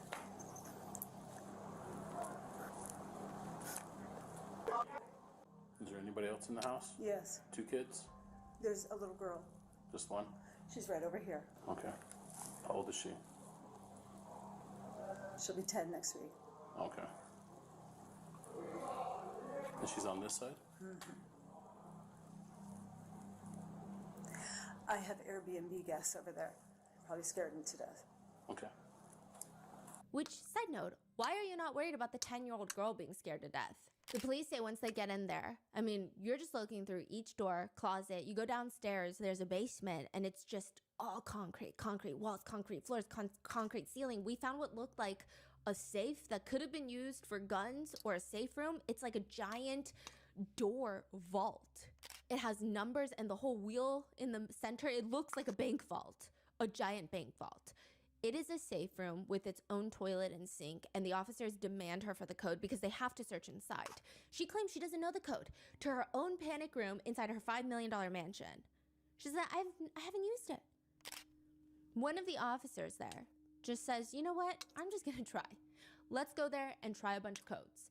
1, 2, 3, 4, 5, 6, and it clicks open. Bruh. No way. By this point, they found R, the boy that escaped and basically saved him and his own sister. And then they found E, the 9-year-old little girl in the closet, but there's still 2 teenage girls unaccounted for. Ruby's middle children. Yeah. Inside thought the you safe were- room, the panic room, they find rope, handcuffs, gauze, medical dressings for wounds. They find this thick red paste in a bowl. It's honey and cayenne pepper, which was made to put on the wounds. Ruby and Jody had 4 kids under their care. The little boy went to the neighbor. The little girl was found in the closet, and that means the 2 daughters that are left, they still need to find them, and they are not in this safe room. This safe room is empty. Where are they? Ruby is not in the house either. No. Purgatory is death suspended. It's where souls go after death to undergo purification before entering heaven. That's what purgatory is. It's supposed to be like a temporary state, a rest stop for those who are saved but just need to be purified. If someone you know is in purgatory, probably the last thing you want is to hear from them. Kevin Frankie picks up the phone. This is a call from and paid for by Ruby, Frankie, Purgatory Corrections. an inmate at Purgatory Correctional Facility. This call is subject to recording and monitoring. If you don't wish to talk, hang up now. Ruby's voice is relatively calm, almost stoic. She tells her husband and tries to almost reason with him because, yeah, she was arrested for torturing their 2 youngest children, but she asks him, And please see the truth. I know it's obscured. I'm where I see the facts, I see the truth, and that's what I'm gathering. You know my heart. What are they charging you with? 2 charges of second-degree felony for child abuse. 2 charges of second-degree felony child abuse. Yes. Okay. Wow. That's very serious. I think I was prepared for this. Were you? I do feel strong. I feel calm. And you know what? He doesn't know. Me, He doesn't know. adults have a really hard time understanding that children can be full of evil and what that takes to fight it. you've seen what it takes to fight evil. It's not the person you're fighting. And it can look like something it's not. And you've been there, you know that. And so I don't know any adults who are going to see the truth. So I'm calm about this, and I just pray that you'll hang in there. Kevin informs Ruby that he got a text from someone who he doesn't talk to anymore, but they reached out after hearing the news about Ruby being arrested, and Ruby is intrigued. Are we in the news? It sounds like at least you're in the news. I don't know about me. I'm wondering if they want to ask Sherry. If they went to Sherry to ask her questions. You know, these bookings are public. This is a witch hunt. Yeah, maybe this is a blessing, but this is a witch hunt. The devil's been after me for years, and he's mad at her. Have you shared that with the detectives, Ruby? I've not said a word till I have an attorney. Later, Kevin tells her that the kids are going to be in the hospital for 3 days. The two that they rescued, 11-year-old and 9-year-old. And she responds, so weird. It's just not necessary. They're trying to exaggerate this. In another call, Ruby tells Kevin, It was horrible. It was torturous last night, hearing the screaming and the banging and people. It's like, okay, that's upsetting. Girl, you did worse to your kid. The most upsetting thing is that I am completely misunderstood. That is the most horrible feeling. Like my own family misunderstands me. They misinterpret me. And poor Jody, they misinterpret her. They misunderstand her. She puts her neck out on the line for people, and then they get mad at her. I mean, it is just horrendous. It's horrendous. And you know what? Every Joseph Smith, every wonderful man of God has had to be misunderstood. Were these calls recorded? Yes. What's the husband's attitude towards her? A lot of people take it in different ways. Some people listen to these jailhouse calls and they think that Kevin is just as guilty as Ruby. The way that he's able to listen to her say these things, and like some of the verbiage that she uses, you know what it takes to fight evil. You know that. You've seen that. You've been there. It sounds like he partook in some of the abuse, which there is no evidence, otherwise he would have been arrested, right? And there's so much evidence in this case. However, other people take it as Kevin needs to do everything he can to try and get custody of his children, to try and amicably resolve this as best for his kids. So he's just letting Ruby talk and say these things. He doesn't want to get combative. He doesn't want to say, no, you're literally crazy. You're abusive. So a lot of people have interpreted it differently. I mean, if you found out this is what happened, how can you keep it together, right? Yeah. He just says, that's right. About every man of God has been misunderstood. Right. That's right. And so I'm going to get out of this. Who knows? Maybe in 10 days I'll get out of this. If I'm, if truth prevails right now, or, who knows, like 20 years? I don't know. I don't know how long. But I'm going to step out. I'm going to say I went through everything. I have seen God's children suffer. All the people here, my jail cellmates, have been beautiful women, but they've been hurt. They've been deceived into drugs, and my heart just has so much compassion for them. And I have compassion for the cause, and I have compassion for myself, and I wonder how these women are going to react when they learn what she did. Because maybe at first she's going to look like a nice little old white woman until they really know that she tortured her kids for sport. Girl. And then to be told that I'm suicidal, I'm like, no, that's not true. So this is when she was driving back to Jody Hildebrandt's house after finding out that her children were saved. She said, God told me when I was driving before I called you. I didn't have any information. I didn't know anything. And the Spirit said, your children are going to be removed. And I cried out loud. I'm like, no, I'm not done. I'm not ready. And God told me I'm done. And I just, so Satan has taken everything away from me that I love. And I'm a good woman. I don't do naughty things. I'm a really good girl.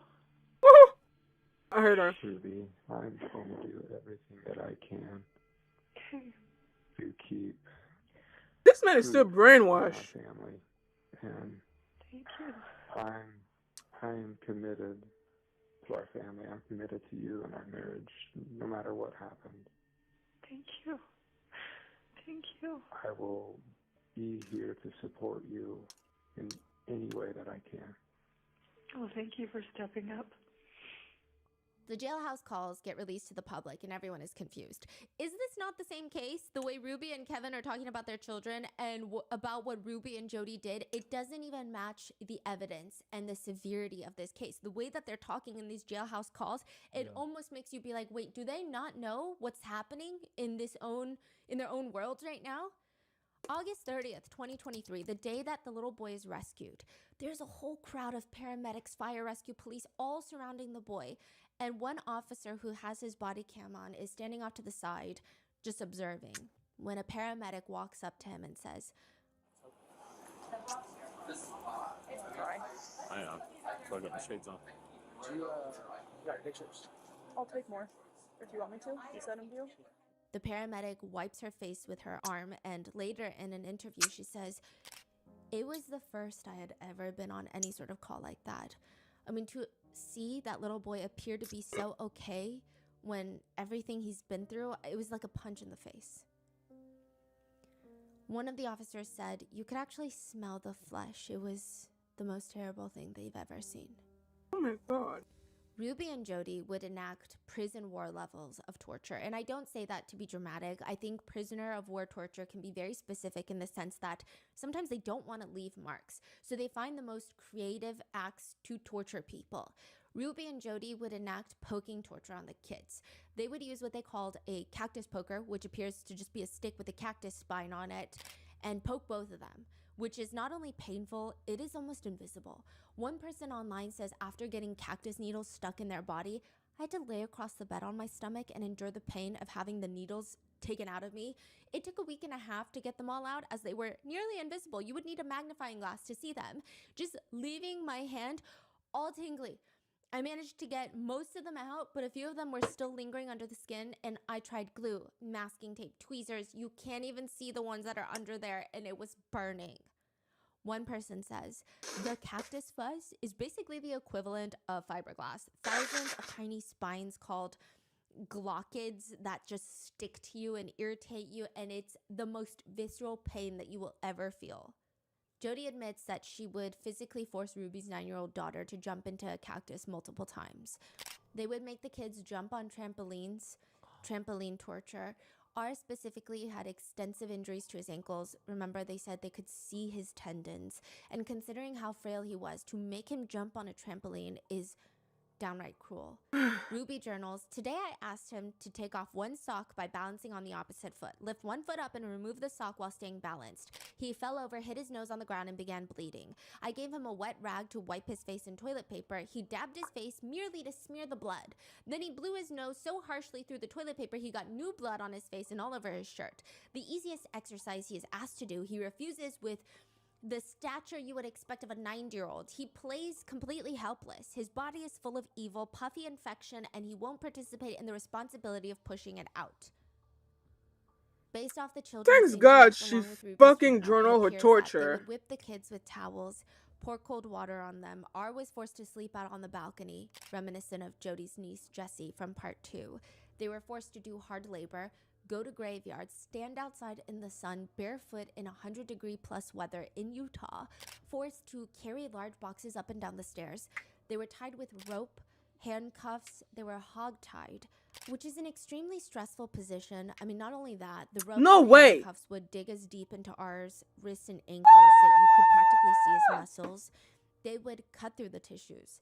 Then Ruby and Jody would pour cayenne pepper and honey inside the wounds. There's argument, because a lot of people are like, what is the purpose of that? Is that just pure torture? There's argument that the honey is an olden day treatment for wounds that is probably medically ill-advised right now, but it seems more like it was for torture, because the cayenne pepper seems to hold no real purpose in this healing method, and to add it to honey, it feels like the main purpose is to make sure the cayenne pepper sticks to the open wound for maximum pain. It's pretty clear that Ruby knows what this is doing to her kids. Ruby journal entry read, "It has been 3 months of consistent boundaries and putting up with his terrorizing to get his confessions out. Who would do this in the real world? I don't know of anyone who would feed their kids in America just rice, lentils, and chicken for meals for 3 months, and this is why Americans are full of sin and are ready for destruction. They won't repent." Wait, what? She says that she's trying to get him to repent all of his sins. Again, very reminiscent of Jesse Hildebrand from part 2, where He's saying, why isn't more Americans doing this to their kids? yeah, this is why Americans are full of sin. And we're going to be, I guess, ready for destruction. The children were regularly denied food, water, beds to sleep in, and virtually all forms of entertainment. This is a non-comprehensive list of all the physical torture that they had to endure. Carrying loaded boxes of books up and down the stairs, doing wall sits, sitting up against the wall without anything for hours at a time. Forced to do manual labor outside in extreme summer heat without socks or shoes, stand outside on the cement patio in the summer heat, sometimes for days. Now, the UV index in Utah ranges from 8 to 10. They're probably getting sunburn. Bro, blisters. I'm surprised they don't have skin cancer. According to court They're documents, white. these actions resulted in repeated and serious sunburns with blistered and sloughing skin. R was denied adequate water for several of the days he was required to remain in the summer heat, and he was punished when he secretly consumed water. So these kids were forced to run barefoot on dirt roads. They have a little section in their parenting book. Okay, Ruby and Jody released a parenting book called Rings of Responsibility. And they have a whole quote in there that reads, "Choosing to wear shoes prepares me for adventures in the world, just as choosing principles prepares me to connect with myself, God, and others." I mean, their teachings are clearly not advisable. They're like the worst teachings in the world, but also just so hypocritical. Is it this or is it that? So they would deprive the kids of shoes, make them get blisters and sores on their feet, while also talking about principles are the same as shoes. I don't know they're if talking she's... about how they want their children to have principles, but they won't even give them shoes. It doesn't make sense. I wonder if she ever gonna like wake up, or like if it's so bad that it's easier for her to just remain delusional. Because the longer she stays delusional, the easier it is to just accept what happened. But the second she's gonna have like the smallest hint of self-reflection, she's going to fucking die. She's going to crumble under the weight of the fucking action that she did. Like, there's no way. There's not a fucking non-sociopathic, psychotic person with basic common sense, human decency, who would be able to look at action and be like, yeah, that's fine. I don't think she was well in her head, and I think she was deep in delusion. Like, the Nile is a river in Egypt or whatever. Nah, but she was deep in Delulu land. So deep that she was just torturing her own kids.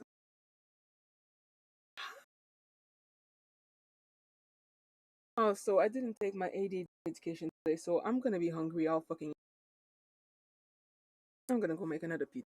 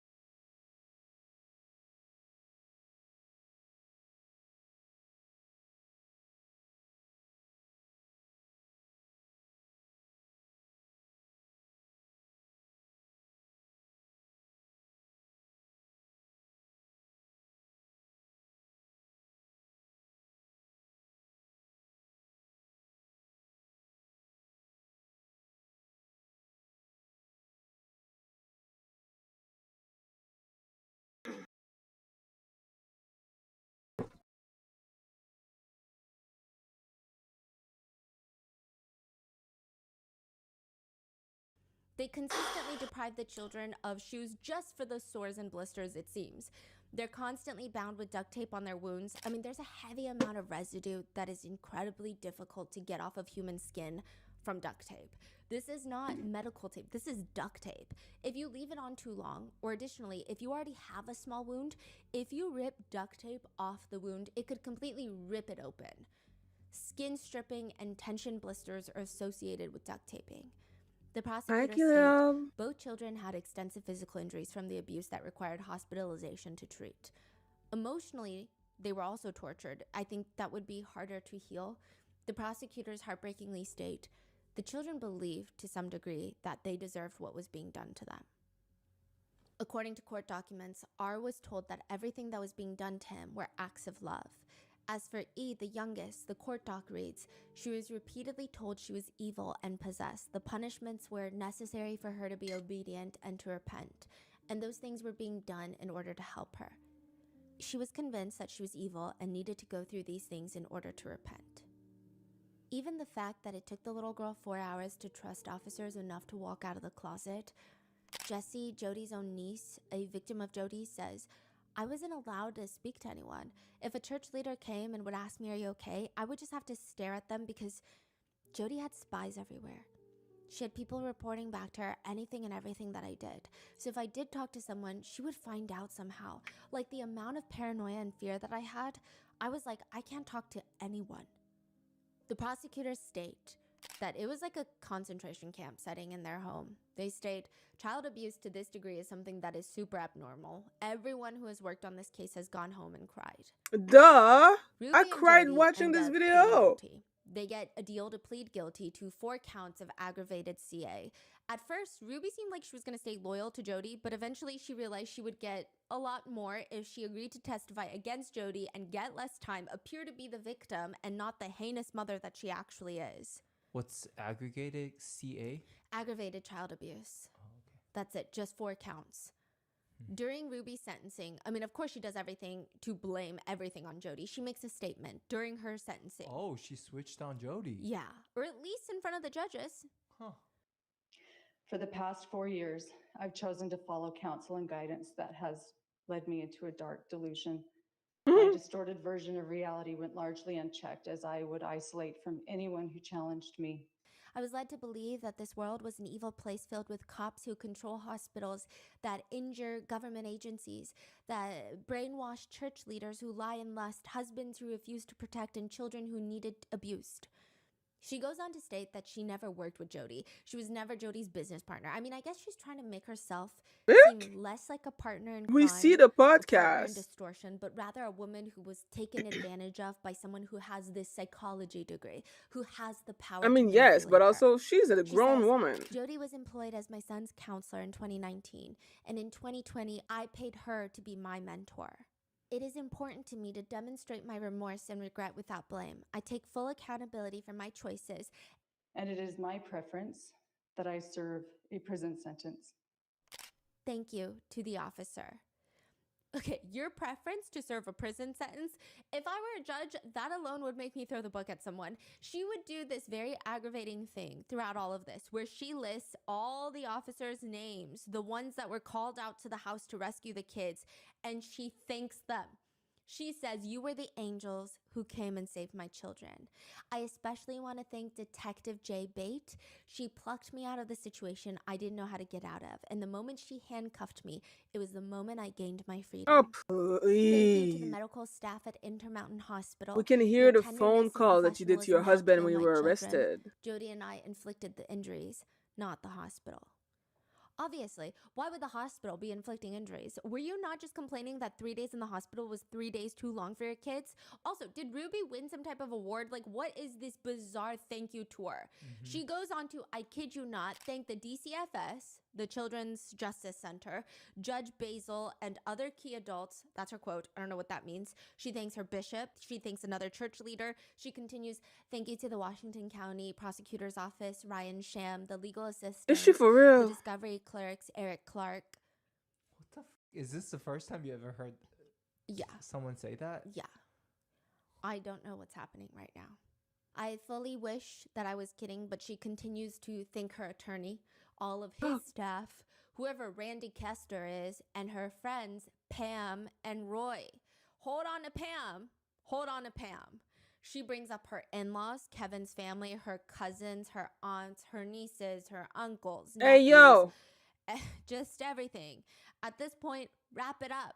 Thank the mailman and let's Bro, move start on. the Because music. you don't seem remorseful at all. You're giving a statement, and this is who you choose to thank. Like, this is what you choose to do with this. She thanks her parents, her siblings, their spouses. She apologizes for publicly dragging them into this. And then she says, Kevin, my husband of more than 23 years, you are the love of my life. I'm so sorry to leave to you to finish what we both started together. Mm-hmm. The ending of our marriage is a tragedy, and you are wrapped around my heart in a knot I'll never be able to undo. what about her kids? Like, Finally, she brings up the kids. This is after all of this needless yapping and the thank you tour. She in finally the brings end, up the kids. She doesn't list them by name. She doesn't even list the adult children by name. She just says, to my babies, my 6 little chicks, you are part of me. yeah. I was the mama duck who was consistently waddling you to safety. I can see now that over the past 4 years, I was in a deep undercurrent that led us to danger. It started before that. I would never have led you to darkness knowingly. I was so disoriented that I believed dark was light and right was wrong. Oh, for the love of I God. would do anything in this world for you. I can't. And the Academy Award for the worst mother in history, at least one of them, goes to this bitch. Like, oh my God. Also, I need to take that shit up. I guess except not torture them. My willingness to sacrifice I all hate for her. you I is hate her. I magic hate her. I and hate her. I turned hate her. into something very ugly. I took from you all that was soft and safe and good. I took from you your mother. How terrifying this must have been for you. I can't. I will never stop crying When you're dead, for hurting your tender souls. with cayenne You are pepper so precious to me. in their I'm wound. sorry. Then she goes on to thank the judge and his staff for, quote, facilitating my opportunity to take accountability and to answer for my charges. I am humbled and willing to serve a prison sentence. Which, like, I don't think you have a choice. What do you mean? Why A is lot she of talking people are like she gonna actually has question a after that, just how choice? sorry and remorseful Ruby Frankie really is. Ruby in a jailhouse called her sister, one of her sisters. She says she hasn't spoken to Jody since the day of the arrest, but that Jody is mentally ill. So it's a very different tune from what she was telling Yeah. But she says, I think putting the pieces together and just seeing, like, she knew she was lying the whole time. Like, and it's embarrassing, too, to, like, repeat it. It's like, oh, my gosh, how gullible was I? Oh, my gosh, how much power I gave this person, and I didn't see it. I didn't know she wasn't honest. I didn't know she would lie. And it's like, what else has she been lying about? Where else have I been deceived? She says, this has been the strangest and the most miraculous intervention. It put everybody where they needed to be. It separated me from Jody. Yeah, right. So I'm not hearing her.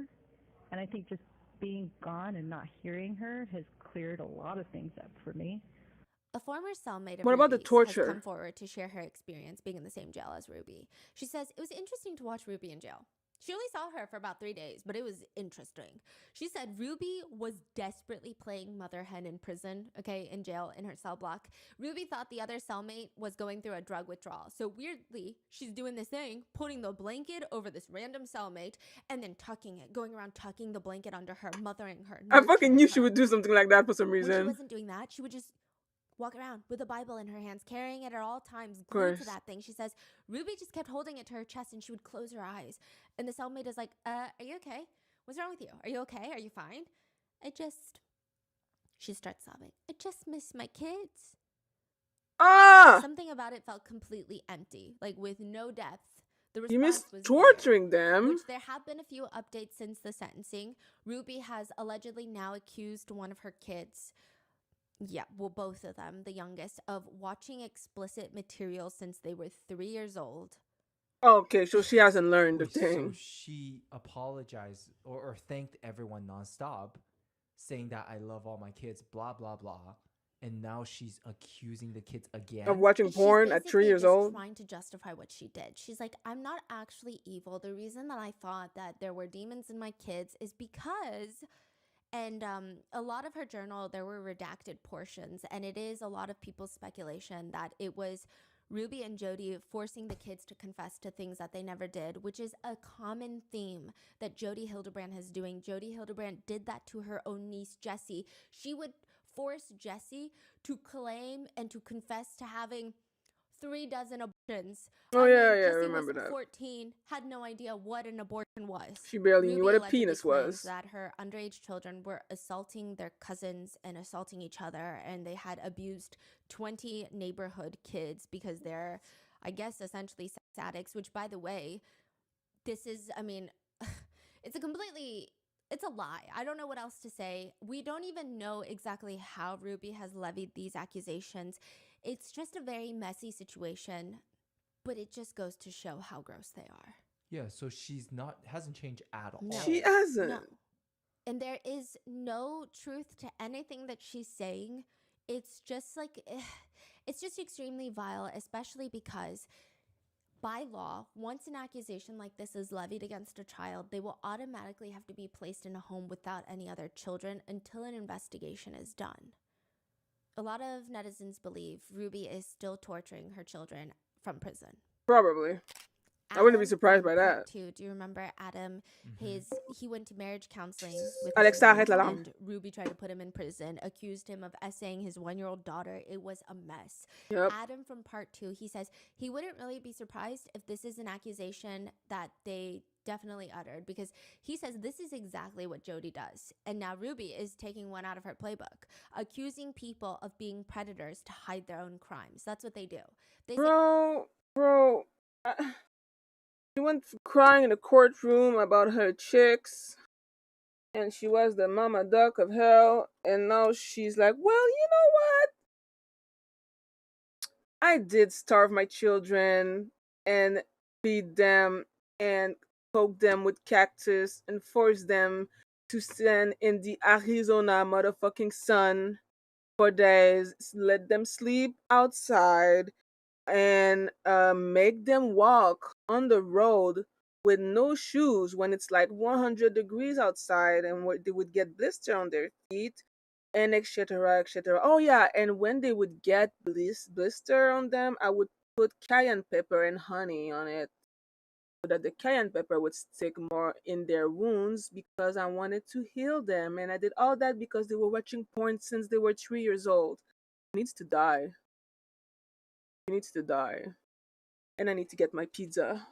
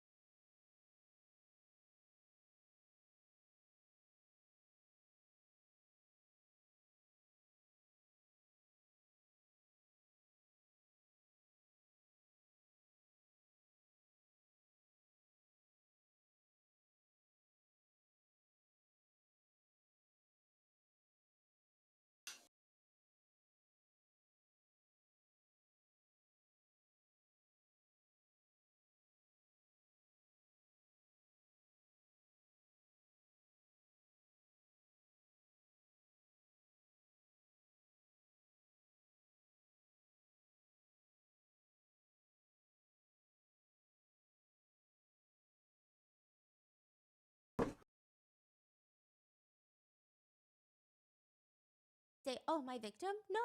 They're not victims. They're predators. He says Jody and Ruby are doing what Jody normally does to full-grown men, which is accuse them of heinous crimes and then torture them relentlessly while accusing them of being terrible people. But now, the only problem is they're doing that to children.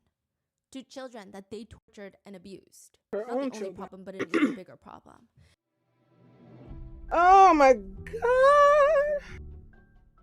Ever wonder what truly drives sales success? Because behind every thriving Go get your business bag, girl. is like Get a your bag. powerful engine. It's like the business behind the business. For millions of entrepreneurs worldwide, that engine is Shopify. When my family and I opened Grandpa Mango's limited edition art studio, we sold exclusively online. We never had to outsource for website designers or tech personnel to manage all the coding and the software stuff. Shopify had us covered. They are home to the #1 checkout on the planet and have basically mastered the art of turning browsers into buyers. I see a lot of you guys on Instagram. You guys are such incredible artists, and I know a lot of you guys have been thinking about opening up your own shop. And in today's market, your commerce platform should be ready to sell wherever your customers are. The formula is simple. Businesses that sell more sell on Shopify. Upgrade your business and get the same checkout Selena Gomez's Rare Beauty uses. Sign up for your $1 per month trial period at shopify.com/rotten, all lowercase. Go to shopify.com/rotten to upgrade your selling today. Shopify.com/rotten. Wow.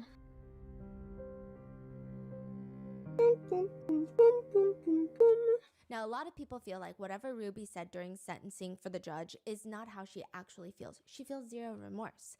One of her calls to Kevin and her family sound not particularly remorseful, and one of Ruby's former cellmates did an interview. She says Ruby had this childlike smitten crush on Jody in jail. Yeah. Yeah, makes sense actually. Together in jail? Ruby is in jail with this cellmate. And this cellmate had seen Jody around.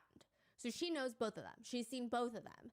And Ruby in the cell, all she's doing is fixating on Jody. She's not asking about her kids. She's not wondering about her kids. She's not repenting. She's not remorseful. She's like, I'm complaining because why are Jody and I separated, according to the cellmate?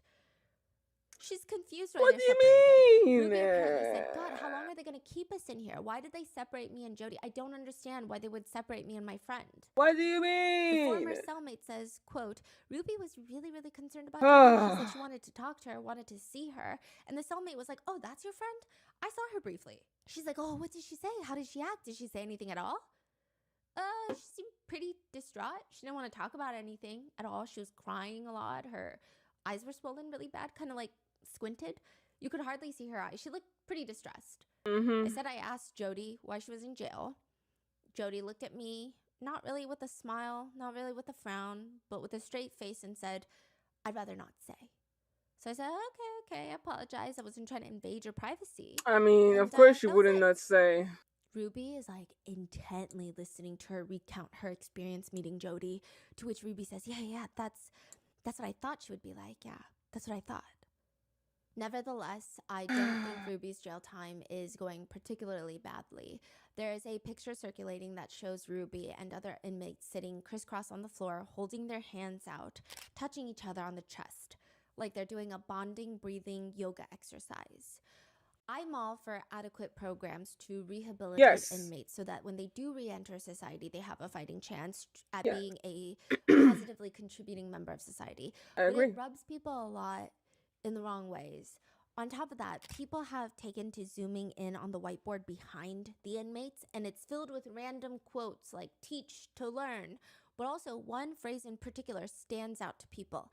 See and speak truth.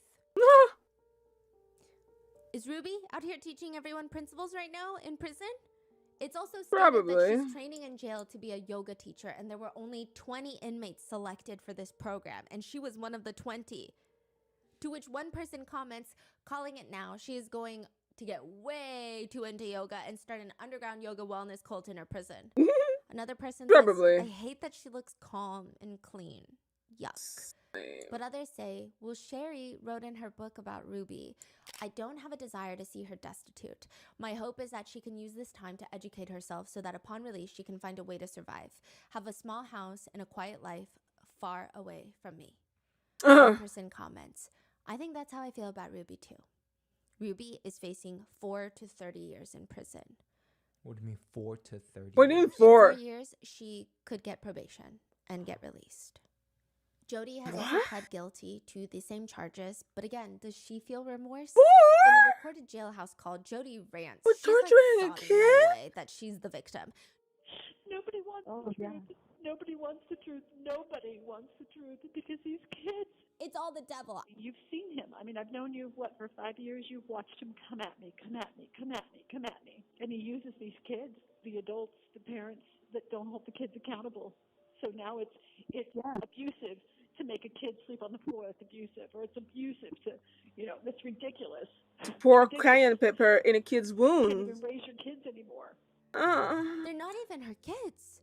Oh, God. About the actual evidence, the evidence photos of the abuse, Jody says, we didn't do that. We didn't Yes, do you that. did. Those pictures we did not do. He You did that did. to himself, yes. Did we put that on him and then he rubbed around and cut himself? Yes. But we didn't do that. she also says her going to prison is part of the Lord's work. Right. Yeah, thank the Lord, lock her up, right? But she claims that the Lord says before the second coming that they shall lay their hands on you, they shall prosecute you. She says she cried because it felt like God was telling her this is her purpose and that she will be saved. Right. She says, but when I get out of here, I have a story to tell and I'm going to try to do everything I can to protect the children because that's what's happening. It's, like the kids are being horribly abused. Mm-hmm. But when it comes down to her pleading guilty and her sentencing, she has the audacity to stand in front of the judge and say, I sincerely love these children. Don't. I desire for them to heal physically and emotionally. One of the reasons I did not go to trial is that I did not want them to emotionally relive the experience, which would have been detrimental to them. Right. My hope and prayer is that they will heal and move forward to have a beautiful life. I'm willing to submit to what the state feels would be an appropriate amount of time served to make retribution as an outcome.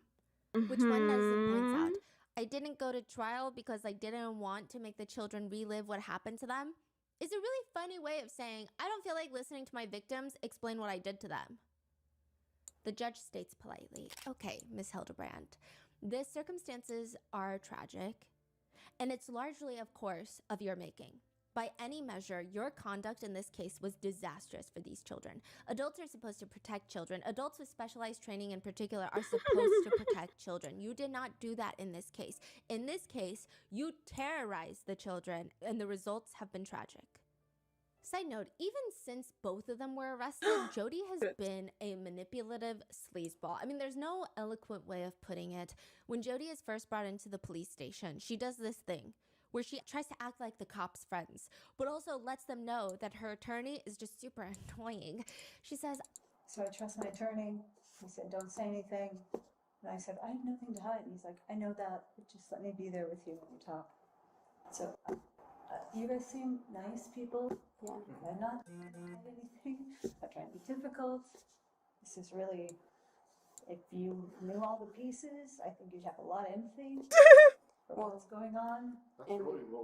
That's what we're looking for. And you're an adult. And the thing about our interview, if we ask you any questions that you don't want to answer, you can just tell us, I don't want to answer that question. I'd like to just tell you, but I don't know who you are. I don't know if you're gonna flip my words. I don't know. And that's the good thing about cameras. Everything, it's pretty much double recorded, audio, video, and it's for the safety of for you and for us because we don't want to flip your words. And this will all be pretty much right there to support you. So we're not going to use anything against you. He's so insistent, man. He's an honest, good man. There's church. I trust him. Why would he say that to me then? I don't know. You're trying to be honest. Well, I'm just saying he's a good, honest man. Yeah, and I'm an honest person as well, so we get along great. And he just said, do not say anything. I don't know. I don't know what's going to happen with what I say. I'm a psychologist. I've watched people flip things all the time, so I get it. I sit on your side. I get it. I wish people didn't do that, but they do. The officer would later say, she was clearly trying to manipulate us in that moment. I'm a therapist. I'm with you guys on this. I would love to share, but my attorney told me not to. But I want to. I want to be forthcoming. Meanwhile, Ruby doesn't say anything at all during the whole arrest. So she drives back to Jody's home, gets arrested. She doesn't look scared. She doesn't look sad or mad. Oh, fuck. She looks completely blank, indifferent, She doesn't stoic. care. I think I would have to put in more effort to make my face so devoid of any and all emotions. She doesn't even respond to a single thing they ask. Do you want water? Are you okay? Do you want a snack? She just stares and blinks. What's your home address? How many kids do you have? Nothing. It's going to be 2 counts, second-degree felony of child abuse or neglect, okay? Do you understand that or no? Anyway. Are you okay? I'm wondering if there's like a medical clearance that needs to... You're sure you don't need medical attention or anything like that? It's in God's hand.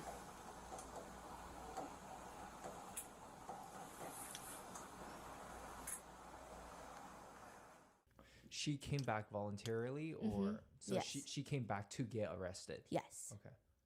Now, the officer says it was creepy. It was awkward. The officer later says, I mean, she just really seemed like she was looking through me. I would ask her a question and she would just stare and give me 3 really long blinks. It was more like Morse code. The only phrase that she would utter after arrest is, I'll wait till I have a lawyer. Okay. and kind of smirks. That's it. So both of them are sentenced. I mean, to she 4 smiles in her to 30 mugshot. years. Technically, both of them could be out in a few years. Wow. In a previous podcast episode, Ruby says, I strongly disapprove of attacking. I strongly disapprove of abuse. I think all of us could get on board with, yeah, I have righteous anger towards adults abusing children. She's basically saying attacking and abusing is bad, but you can have righteous anger against adults abusing children. Well, guess who also likely has anger towards adults abusing children? Likely fellow inmates. So now that Ruby and Jody have been arrested and sentenced, there are a lot of people online questioning whether or not Kevin should also be arrested, at least for negligence. In an interview, Kevin's attorney states that he was completely taken off guard by these allegations online. As for why Kevin wasn't seeing or checking up on the kids, his attorney states, I totally understand the confusion. That was the big question in my mind. He states that people don't understand that Kevin was desperately trying to keep the family together. Ruby was the one calling the shots. She's the one that asked him to leave and not contact the children. As for Jody, Kevin sees her as the spearhead towards essentially destroying his entire life and family.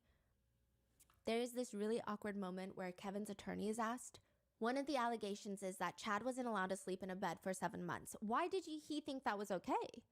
I can't comment on that. I have a duty to my client, to the court, not to comment on that question. But even Sherry, Kevin's own daughter, tried harder than Kevin to protect the kids. She's one of the kids that needs protecting. I mean, what's kind of wild is that Kevin is also advocating for CPS to have better procedures to catch abuse earlier on, which I do think is a noble cause, but a lot of netizens are upset that it's coming from Kevin. He explains, quote, it's frustrating for me to hear the story of police officers, as they said. You know, they were standing on the front porch and they could see the children and they could see my former wife through the window ignoring them. And they said, even with all the reports, all the red flags that were given to them by our oldest daughter, Sherry, and by our neighbors, they still could not intervene. Eventually, they had to leave because the judge would not sign off on them forcing entry into the home. Kevin also goes on to express frustration, and he said the police never called him. But he does say DCFS, Department of Children and Family Services, aka CPS, called him repeatedly, but because he was brainwashed by Jody and Ruby, he did not pick up the phone. To which one of the top liked comments reads, when you haven't seen your kids in a year and CPS calls you, you don't ignore it. He was complicit and needs to take accountability. What a narcissist. Another comment reads, the police checked on his children more than he did. But he claims he was so lost in the sauce that he believed in Jody as much as Ruby did. The Hulu documentary producers ask him, did you really believe this was the end of the world, that Christ was returning? Oh, absolutely. But if the world was ending, did it occur to you that maybe you wouldn't go to heaven? Maybe you'd go to hell? Never. It never crossed my mind because we were preparing for it and we weren't alone.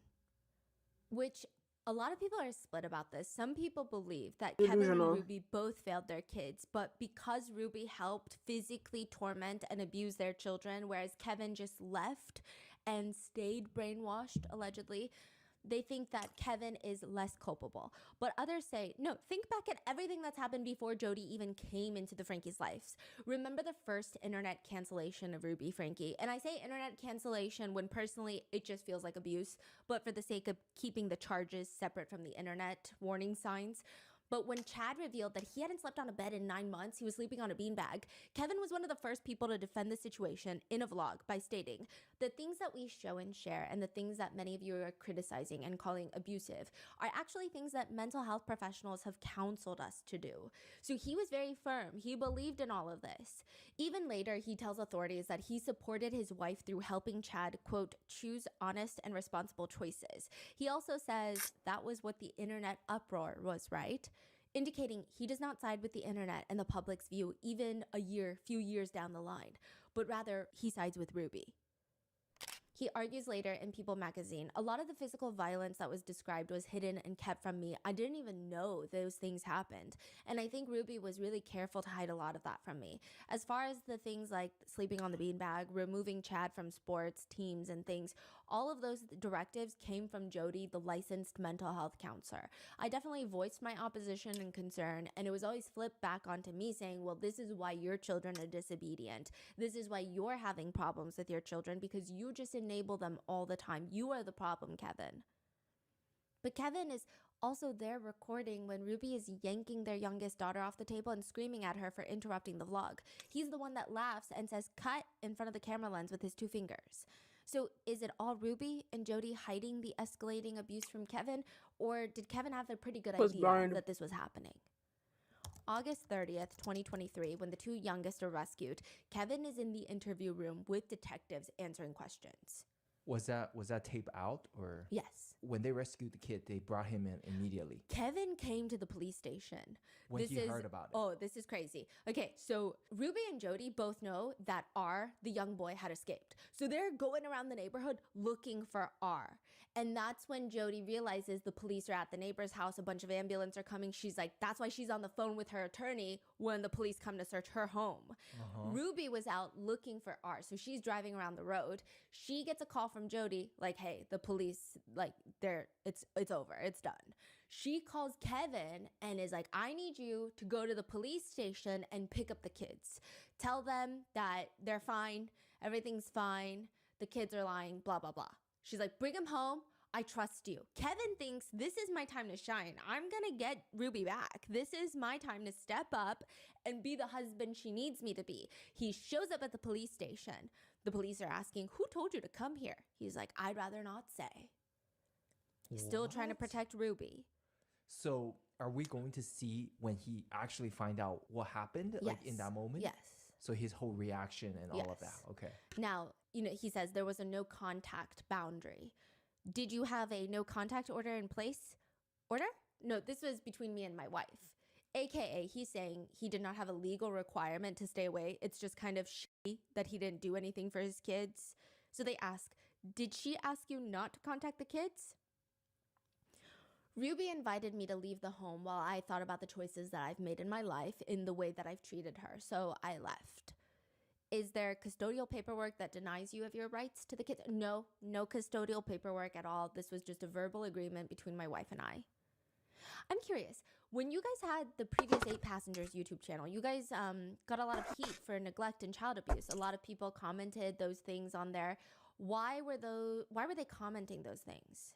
This is happening on that day? It was that night that the kids were rescued. I mean, it had been pretty much the whole day, it seems. Oh, so they already picked up all these information. Yes. Like 8 Passenger, you guys did this, you guys had controversies, boom, boom, boom. I mean, by that point, if you Google 8 Passengers, it's probably the first few articles that come up.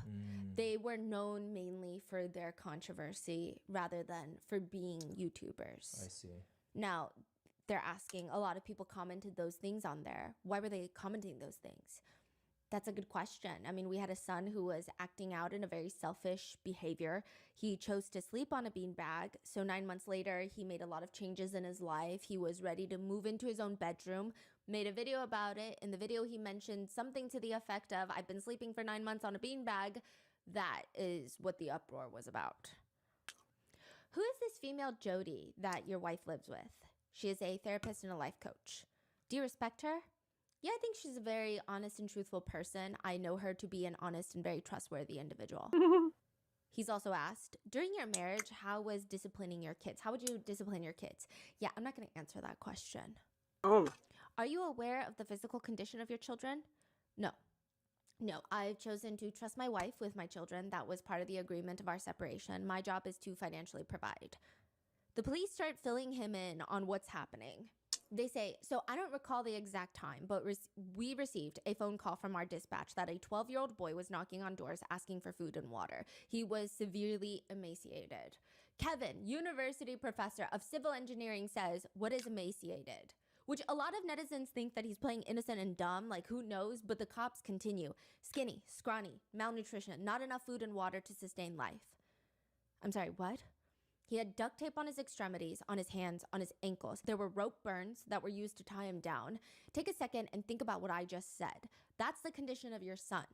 Given that information, your son was taken to the hospital. A warrant has been applied and granted by the Department of Child and Family Services to remove them from your wife's care.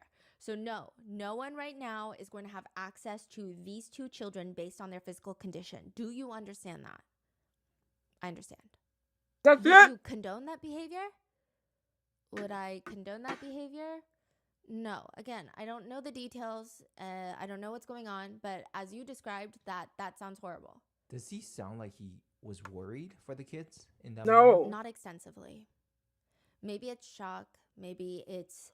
I mean, there are some reports that Jody convinced the whole Ruby and Kevin Frankie that police were evil and they were going to be bad players in the second coming.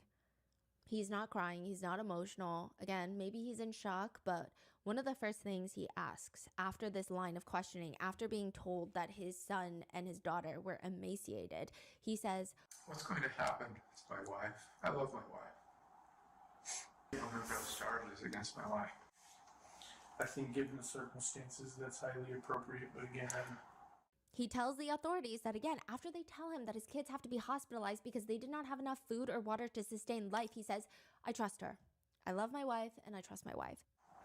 That pussy must have been a fucking, like, fairy godmother. If he didn't leave the house, if he like, was at the house, sir. It sounded like he would still carry on this energy of, I trust her, this is why. Devils, we need to discipline the kids, we need to do this. He's been this way for so long.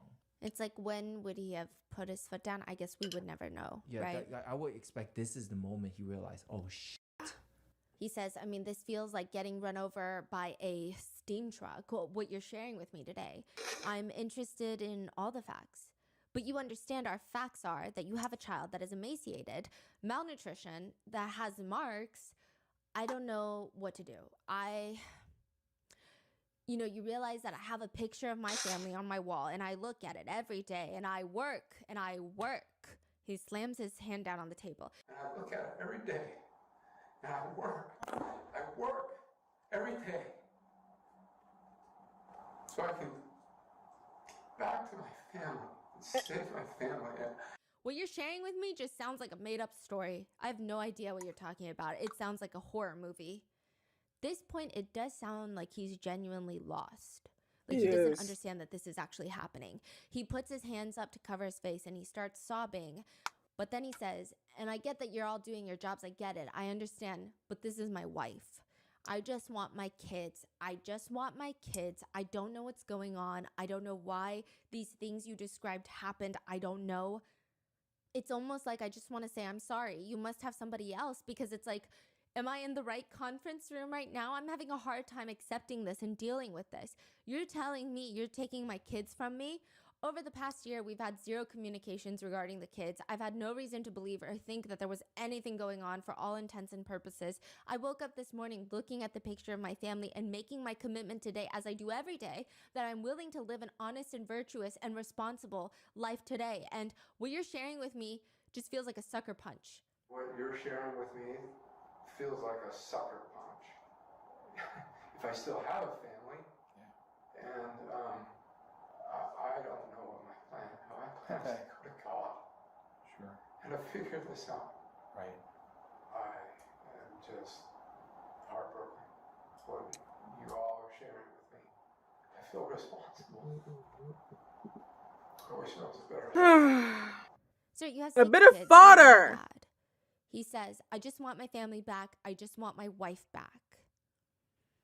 He later admits in the documentary that during the interrogation, he, quote, I was afraid to do anything that would point them towards Ruby. Why? Because I was trying to protect her. Uh-huh.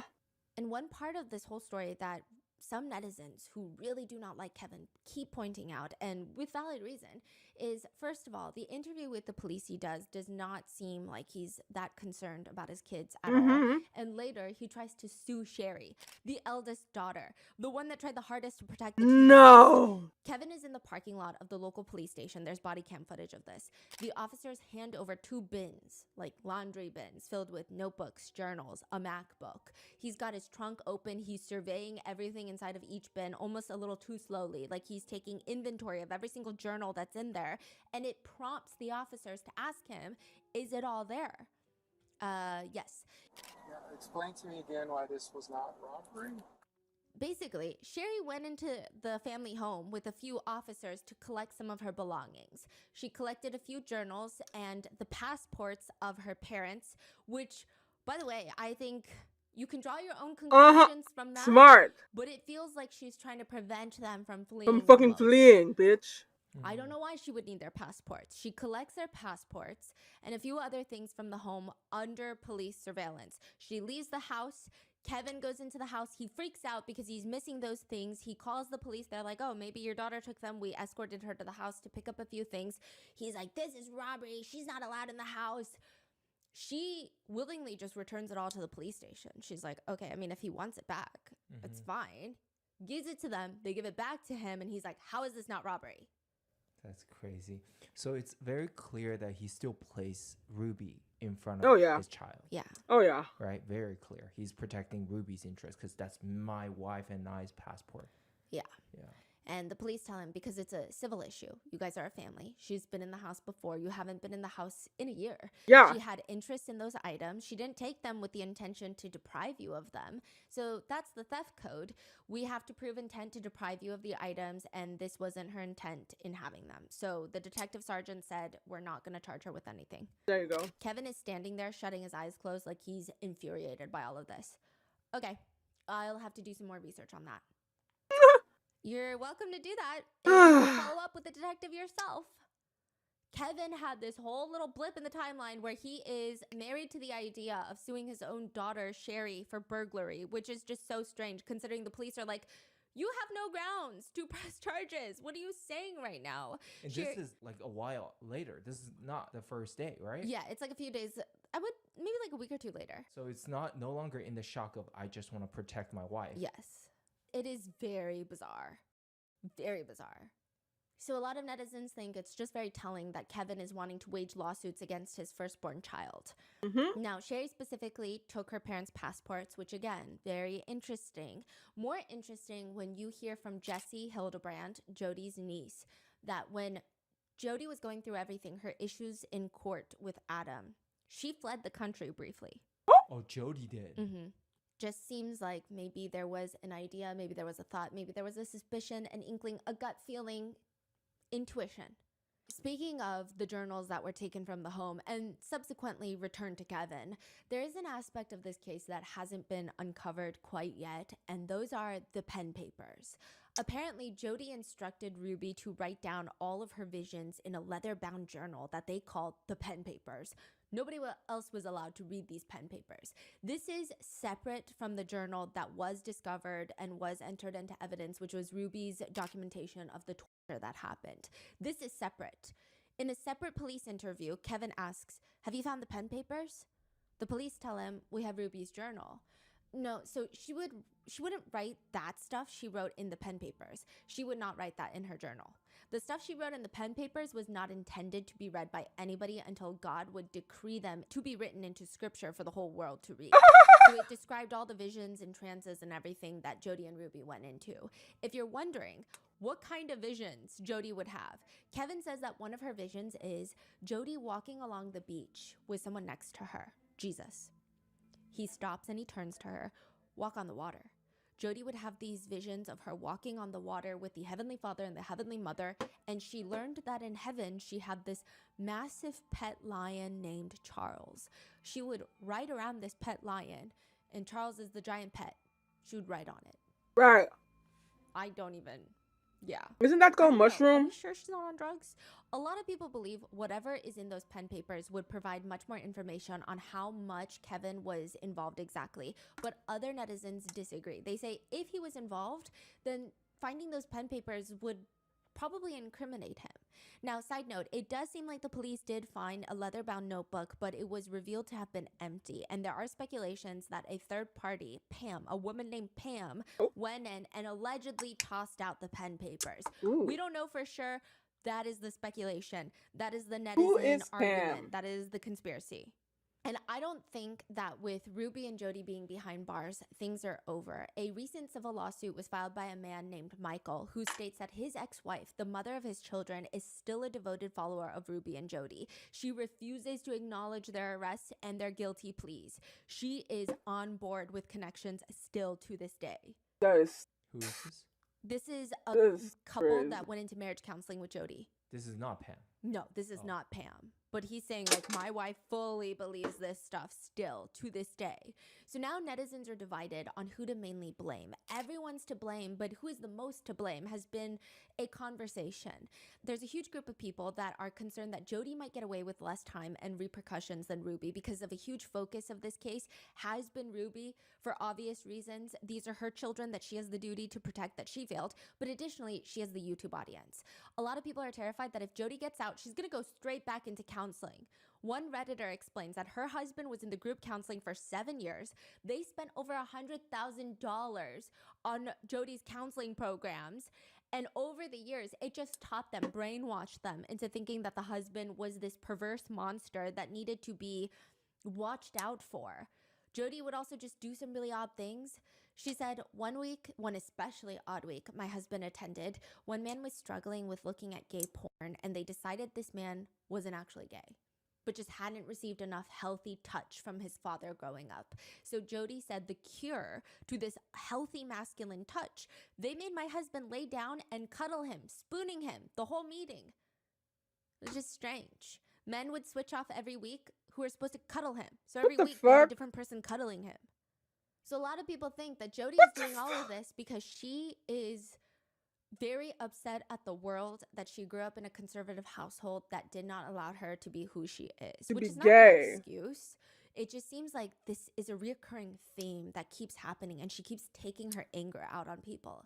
Sherry writes in her book, a part of me pitied her, a repressed, self-loathing, deeply damaged woman, trapped in an environment in which she felt compelled to conceal her true nature, surrounded by women who she couldn't have, women who were married to men she resented. In her mind, this was her only path to justice. Bruh. Crush the sperm donors and liberate the females. Other people think Jody's bad, but it's still Ruby and Kevin's duty to protect their own kids. Mm-hmm. A lot of netizens say that you can brainwash each other. Yeah, you can, all you want. But nobody could brainwash them into harming their kids. That's what Exactly. netizens and children feel. That's One person comments, also what I when think. the little boy was asked who put the duct tape on him, who poured pepper and honey into his wounds, he told authorities it was his mom. Another netizen writes, she was happy for the kids to be abused until she was caught. Then it was someone else's fault and she was controlled by Jody. I think she's worse than Jody. She allowed her own children to be abused, and that's gross. Or another reading, does she not realize she's worse than Jody? These are her kids. She tortured her kids for years and enjoyed it. One netizen comment says, crazy that when Jody was possessed, she invited her into their home and Ruby slept in the bed with her, comforting her. But when her kids are, quote, possessed, she chained them up and almost took their lives. Pretty I would much. say that most netizens believe that both Jody and Ruby are equally at fault. They and are. Yes, Jody has been wanting to do this to people. She had been doing this to people like her own niece, Jessie Hildebrandt. But Ruby clearly had something deep inside of her that let this happen. Adam, another victim of Jody's from part 2, says, now here's what I do want to say. I don't like Ruby Frankie, but I don't know her. I just think that you have to be a selfish person to fall for Jody's stuff. She's got a certain kind of carrot that gets a certain kind of people. But Ruby Frankie would have never done any of this stuff if Jody Hildebrandt hadn't been the mastermind and just completely created this. Sherry, Ruby's own daughter, states in the new documentary, looking back on it, I don't think Ruby's a good person. I think she was already an abusive mother before, and then obviously it escalated dramatically in the last couple of years. And the fact that Ruby went as far as she did, I wouldn't blame that on Jody. She just set off things in Ruby that were already in her heart. Pretty But one much. person That's that also does what not I get think. talked about as much is a woman named Pam Botcher. Okay, how much time do we got? 30 minutes? I'm kind of, bro, it's already 10. I want to have my little gaming time before bed. So I'm going to go play a little bit of video games. So I'm going to learn more about this evil white woman tomorrow. Yeah.